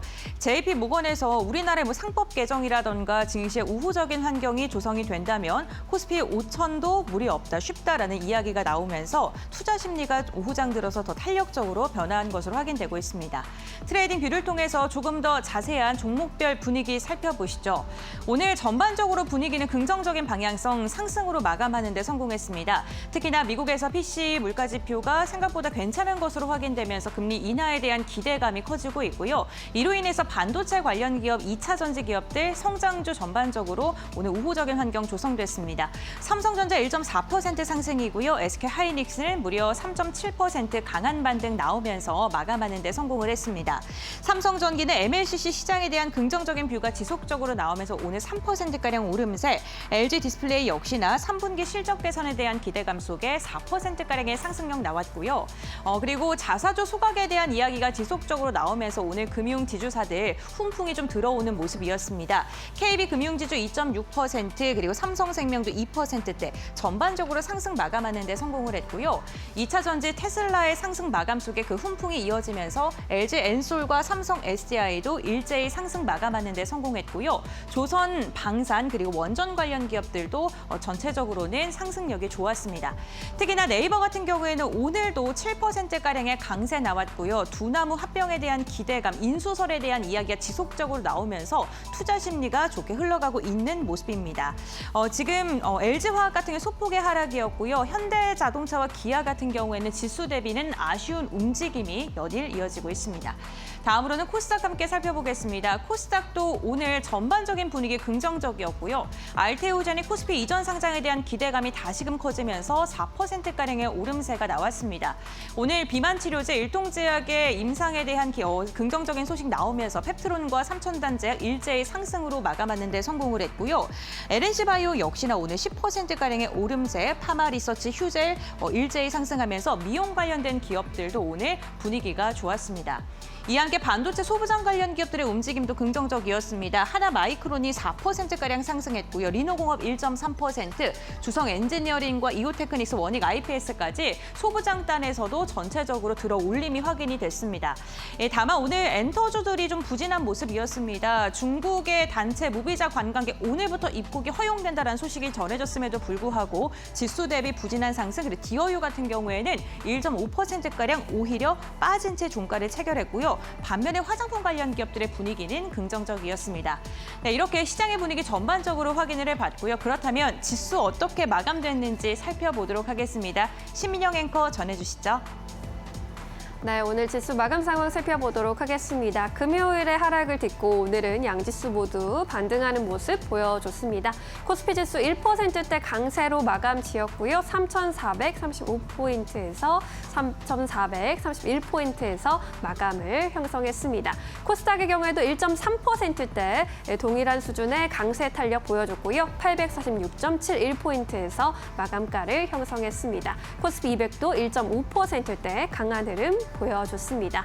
오늘 코스피 지수는 장중 내내 1%대 비슷한 탄력을 좀 유지해줬고요. 장중에는 3,439포인트까지 고점을 기록하기도 했습니다. 코스닥의 경우에도 일중 흐름 비슷한 수준으로 계속 상승권에서 머물러주는 모습이었습니다. 장중에 847포인트까지 고점 기록했고요. 결국에는 고점 부근에서 마감가 형성을 하는 데 성공을 했습니다. 수급 상황도 자세히 살펴보겠습니다. 코스피 매매 동향 안에서는 외국인의 순매수세가 두드러졌습니다. 4,400억 원의 매수 우위 집계가 됐고요. 기관도 매수에 동참해주면서 3천억 원 이상의 순매수세 집계됐습니다. 반면 개인이 7천억 원 이상 물량을 덜어냈습니다. 코스닥에서도 오늘 외국인과 기관의 쌍끌이 매수세 확인이 됐는데요. 기관 쪽에서 1,000억 원 넘는 물량이 유입되면서 1,300억 원의 매수 우위 집계가 됐습니다. 외국인도 800억 가까이 물량을 사들였고요. 반면에 개인이 팔자세 보이면서 2천억 원 가까이 물량을 출회하는 모습이었습니다. 오늘 종목별로는 수급 특징주 어떤 종목들이 있었는지 살펴보시죠. 먼저 외국인 순매수 상위 종목입니다. 코스피에서 삼성전자의 외국인 러브콜이 계속해서 이어지고 있습니다. 오늘로 12거래일 연속 외국인이 삼성전자를 선택하고 있고요. 오늘 SK하이닉스도 외국인의 순매수세 또 유입이 됐습니다. 주가 역시 급등세 연출했고요. 한국항공우주도 오늘 외국인의 선택받으면서 다시금 빨간불을 켰습니다. 삼성화재도 외국인의 순매수세 유입됐고요. HD한국조선해양도 외국인의 순매수세 속에 오늘 주가 장중에 40만 원 선 위에서 거래되기도 했습니다. 코스닥 안에서는 에이프릴바이오, 파마리서치, 우리기술투자, 젠백스, 펩트론이 외국인의 선택을 받았고요. 펩트론의 주가 오늘 모처럼 급등 마감에 성공하기도 했습니다. 에이프릴바이오의 경우에는 오늘 증권가에서 굉장히 긍정적인 전망이 나왔습니다. 소형 바이오텍 중에서 탑픽 지위 유지하겠다라고서 한국투자증권에서 강조를 했고요. 확실한 모멘텀이 내년 상반기쯤에 보인다라면서 생각보다 굉장히 잘해주고 있다라고 평가를 했습니다. 이러한 분석 속에서 오늘 외국인의 매수세도 유입됐고요. 주가 11% 급등한 29,250원 선에 마감가 형성했습니다. 이어서 기관의 수급도 함께 살펴보시죠.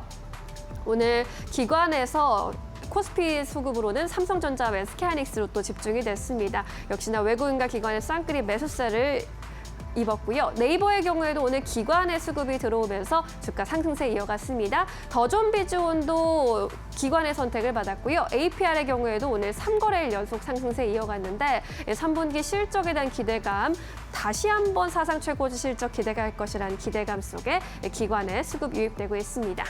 코스닥에서는 알테오젠, LNC바이오, 테크익, 우리기술투자, PSK 같은 종목들이 기관의 수급을 받아갔습니다. LNC바이오의 경우에는요, 오늘 또 장중에 대표의 발언이 나오기도 했습니다. 리투오 사태와 관련해서 좀 투자의 우려를 위축시킬 수 있는 발언 나오면서 주가 급등세를 연출하기도 했습니다. 오늘 수급 특징주로는 네이버 자세히 살펴보도록 하겠습니다. 네이버 역시나 3거래일 연속 주가 강세 이어가는 모습이고요. 오늘 7%대 강세 탄력 받아갔습니다. 27만 4,500원 선에서 주가를 형성했고요. 두나무의 합병 기대감 강력한 호재로 작용하고 있는 가운데 오늘은 두나무의 지분을 보유하고 있는 종목들까지 네이버의 합병 관련 기대감 수혜 받아가면서 전반 전반적으로 강세 탄력을 이어갔습니다. 내일도 이 시세가 연속성을 나타낼 수 있을지는 좀 지켜봐야 할 것 같고요. 이렇게 해서 수급 특징주까지 만나봤습니다. 이어서 오늘의 시장 포인트, 큰 포인트 3가지로 정리했습니다. 고은별 앵커 나와주시죠. 네, 오늘 시장 3가지 포인트 알아보도록 하겠습니다. 먼저 첫 번째 포인트는요. 오랜만에 반등 마감하는 데 성공한 우리 시장입니다. 유가증권 시장은 오늘 4거래일 만에, 코스닥은 무려 5거래일 만에 상승 전환하는 데 성공을 했습니다. 글로벌 시장에서 미국의 금리 인하에 대한 기대감이 커지면서 다시금 위험 자산에 대한 선호 심리가 높아지고 있다는 점이 투자 심리를 우호적으로 만들었고요. 우리나라 같은 경우에 3차 상법 개정안에 대한 기대감이 적극적으로 나오면서 이로 인해서 다시금 시장이 올라갈 수 있다라는 기대감 커지고 있는 것으로 보입니다.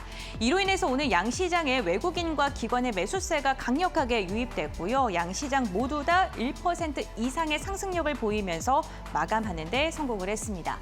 두 번째 포인트 함께 살펴보도록 하겠습니다. 오늘 행정판 데이터 센터라고 불리는 국가 전산 기록원, 정보 기록원이 화재가 발생하면서 이로 인해서 오늘 데이터 센터라던가 아니면은 IT 솔루션 그리고 보안 관련된 기업들의 강력한 매수세가 유입이 됐습니다. 정부24와 같은 국민의 생활과 밀접하게 연동이 되어 있는 그런 시스템의 마비가 오면서 이로 인해 보안이라던가 아니면은 데이터 센터 클라우드 부분에 대해서 조금 더 집중적으로 우리가 방지를 해야 된다라는 이야기가 나오고 있고요. 민간 클라우드와 협력에 대한 기대감까지 커지면서 매수세가 확산됐다는 점도 참고해 보시면 좋을 것 같습니다.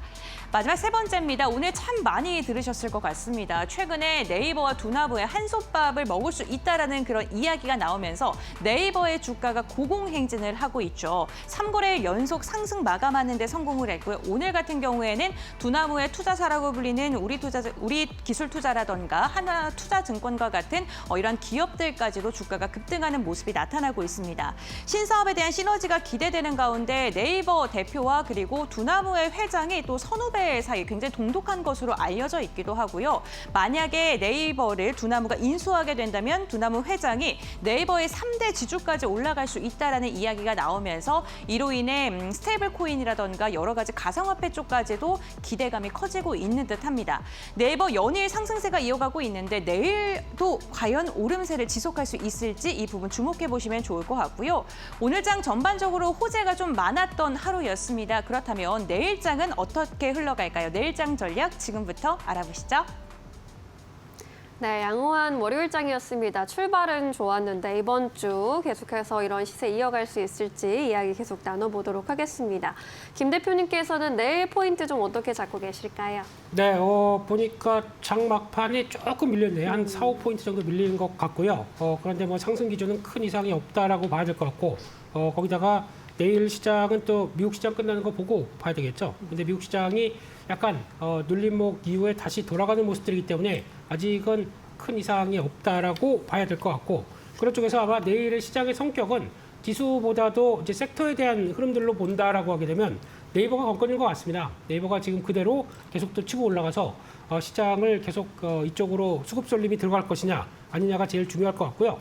그런데 지금 시장의 분위기는 앞서서도 잠깐 말씀을 드렸지만은 벌써 이제 합병 회사 두나무와 네이버 파이낸셜의 합병 지분이 40조, 50조까지 된다라는 얘기가 나오기 시작하면서 특히 그렇게 되면 네이버의 지금 현재 시총이 40조대인데 거의 뭐 똑같은 게 더 들어온다 그러면 너무 싼 거 아니냐라는 쪽에 대해서 플레이가 들어오고 있는 과정인데 아마 여기서는 합병 지분에 대한 확인들이 좀 더 필요하지 않을까 싶기 때문에 그거 확인하고 보는 게 더 중요하겠다라고 봐야 될 것 같고 게다가 또 지금 이제 스테이블 코인 관련된 쪽에서 두나무가 역할론도 가장 많이 나오고 있는데 정부의 얘기들 특히 한국은행이 어떻게 나올지 아직 모르기 때문에 이에 따른 부분들도 약간 좀 오버하는 부분들도 있지 않나 생각하고 있고요. 게다가 또 네이버를 바라볼 때 가장 중요한 게 어떤 가상화폐, 디지털화폐 쪽에 대한 어떤 성장성을 보는 건 중요하겠지만 시대에는 AI 시대입니다. 근데 AI 관련된 쪽의 전략들이 지난번 하이퍼클로버 X 이후에 뭐 자세하게 나오는 게 아직은 없기 때문에 그쪽은 또 한쪽은 또 성장 밸류를 또 강하게 주기는 조금 어렵겠죠. 이런 부분들을 생각한다라고 하게 되면 일단은 지금 올라가는 네이버에 대해서 막 지금이라도 사서 채워놓을까라고 생각하시는 것보다는 한번 어느 정도 좀 어떤 매물이 나왔을 때 그리고 또 어떤 실망 매물 때문에 좀 흔들렸을 때 그런 때 자리를 보시는 게 훨씬 낫지 않나라는 관점 쪽에서 그렇게 된다면 네이버가 조금 좀 주춤하고 그러면 나머지 종목들이 섹터들이 좀 순환되는 과정들을 좀 더 지켜보시는 게 더 맞지 않나 그렇게 생각을 하고 있습니다. 네, 네이버의 경우에는 이러한 협력 소식 알려지고 난 이후로 현재 20% 이상 급등한 상황이기 때문에 좀 경계해 보는 것도 필요할 것 같습니다.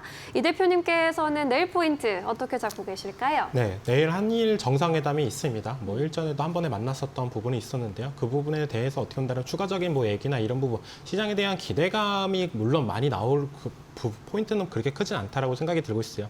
하지만 일본과 미국에서 관세 협상이나 이런 부분이 잘 이뤄진 부분이 우리나라까지도 어느 정도 얘기가 나와준다고 본다면 그런 부분에 있어서 시장의 전반적인 기대감은 조금 더 만들어지지 않을까라고 생각이 들고 있고, 제일 중요한 게 내일 미국 시장에서 나옵니다. 졸트 보고서가 나오는데 물가 지수는 잘 나왔다라고 생각이 들고 있어요. 어떻게 보면 지금 시장에서는 나쁜 뉴스가 좋게 작용을 하고 좋은 뉴스가 나쁘게 작용을 하면서 금리나 기대감과 아니면 불안감 뭐 이런 부분이 공존하고 있다라고 볼 수가 있는데, 제일 좋은 건 시장의 부합치 정도만 나와주는 게 제일 좋다라고 생각이 들고 있습니다.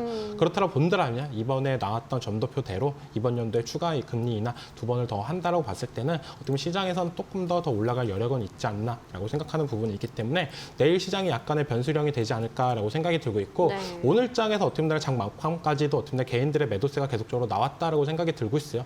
지수는 오르는데 개인들이 판다라고 볼 수가 있고, 기관과 외국인들이 적극적으로 담아가는 모세가 나왔는데, 어떻게 보면 추석 연휴 전에 어떻게 보면 현금을 확보하려고 하는 개인들의 매도세가 어느 정도 나와줬다라고 생각이 들고 있고, 그렇다고 본다면 내일이 아마 마지막이 되지 않을까라고 생각이 들고 있습니다. 내일 정리해야 목요일 전까지 어떻게 보면 현금을 확보할 수 있는 부분이 있기 때문에 내일까지 개인들의 매도세가 더욱더 나오는지, 아니면 개인들이 어떻게 보면 오늘 장 이후로 매수세로 다시 바뀌는지, 이런 부분을 조금 더 체크를 해봐야 이번 주에 어떻게 보면 이번 주 그리고 추석 끝나고 연휴가 끝나고 나서도 상승 탄력을 계속적으로 이어갈지, 이런 부분이 조금 더 체크가 될 가능성이 있다라고 말씀을 해드리겠습니다.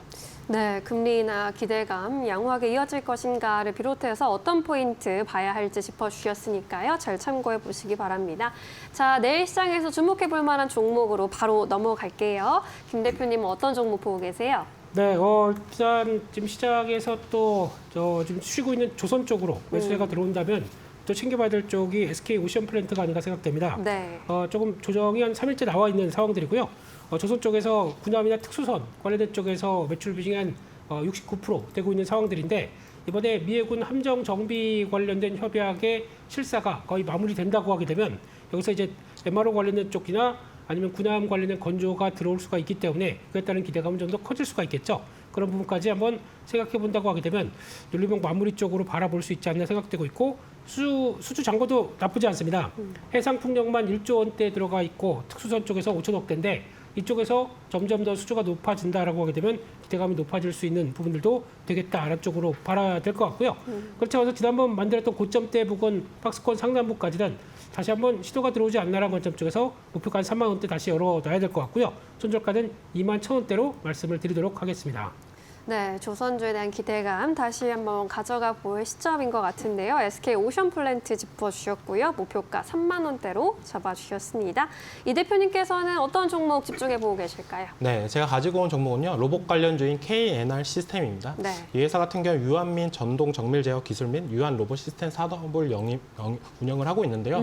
어떤 로봇이나 이런 부분을 하냐라고 본다면 원전 해체, 그리고 조선, 건설, 항공, 어떻게 보면 고위험 작업에 특화가 됐다라고 볼 수가 있습니다. 요즘 또 원전 관련해가지고 시장에서 글로벌적으로도 계속적으로 얘기가 나오는데, 원전 해체 관련해가지고 이 로봇 시장이 더욱더 커질 가능성은 저는 있다라고 생각이 들고 있고, 요즘 로봇 관련해가지고 계속적으로 얘기가 나오는 게 어디냐라고 본다면 테슬라의 휴머노이드, 그리고 보스턴 다이나믹스지 않나라고 생각이 들고 있습니다. KNR 시스템 같은 경우에 보스턴 다이나믹스에 유압 로터리 액츄레이터를 납품했던 이력이 있는데, 이런 부분이 어떻게 보면 시장에서 더욱더 부각이 된다면 추가적인 상승 탄력이 나올 가능성은 있다라고 말씀을 해드리고 싶고, 오늘 장에서 약간의 급등하는 모세가 나왔습니다. 그 이유를 보자라고 본다면 세계 최초로 로봇용 하이브리드 로터리 액츄레이터를 개발했다는 얘기가 나왔는데, 이게 어떻게 본다면 조금 더 긍정적인 게 뭐냐, 기존에 사용했던 부품과 어떻게 동일 사이즈인데 어떻게 성능이나 이런 부분은 파워가 2배로 더 향상되는 모세가 있습니다. 그렇다고 본다면 보스턴 다이나믹스의 액츄레이터를 납품했던 이력이나 이런 부분이 있었는데, 여기에 어떻게 보면 신제품을 납품을 할 경우에 어떻게 보면 성능면이나 이런 부분이 더욱더 올라갈 가능성은 있기 때문에 이런 부분을 조금 더 주목을 해야 되지 않나라고 생각이 들고 있고, 장 막판으로 가면 갈수록 어떻게 보면 상승 탄력을 계속적으로 이어가는 모세가 이번 주 내내 어떻게 보면 로봇 관련주에서 계속적인 순환매가 이루어지는 속에서 통해서 이제는 어떻게 보면 라이징 스타가 나오지 않았나라고 생각이 들고 있습니다.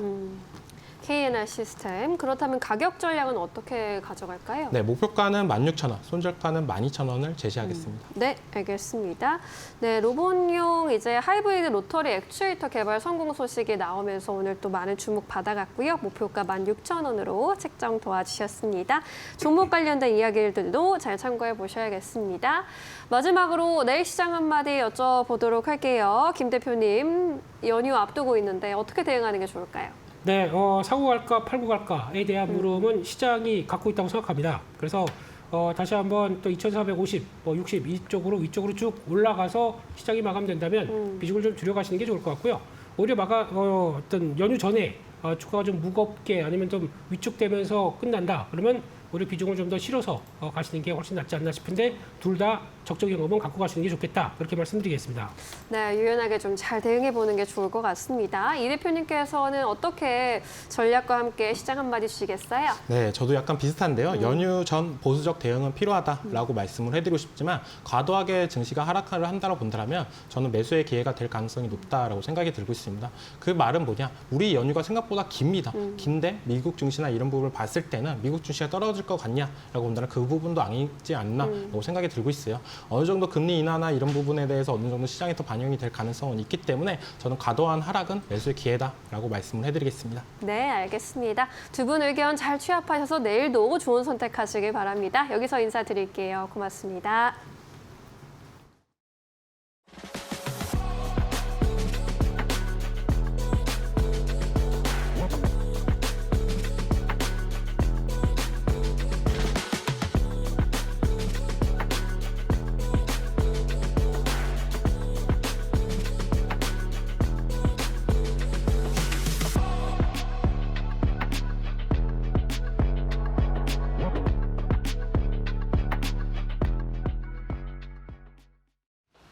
오늘 저희가 준비한 소식은 여기까지입니다. 내일 오후 2시에 다시 돌아오겠습니다. 시청해주신 여러분 고맙습니다. 오늘도 내일도 파이널 샷.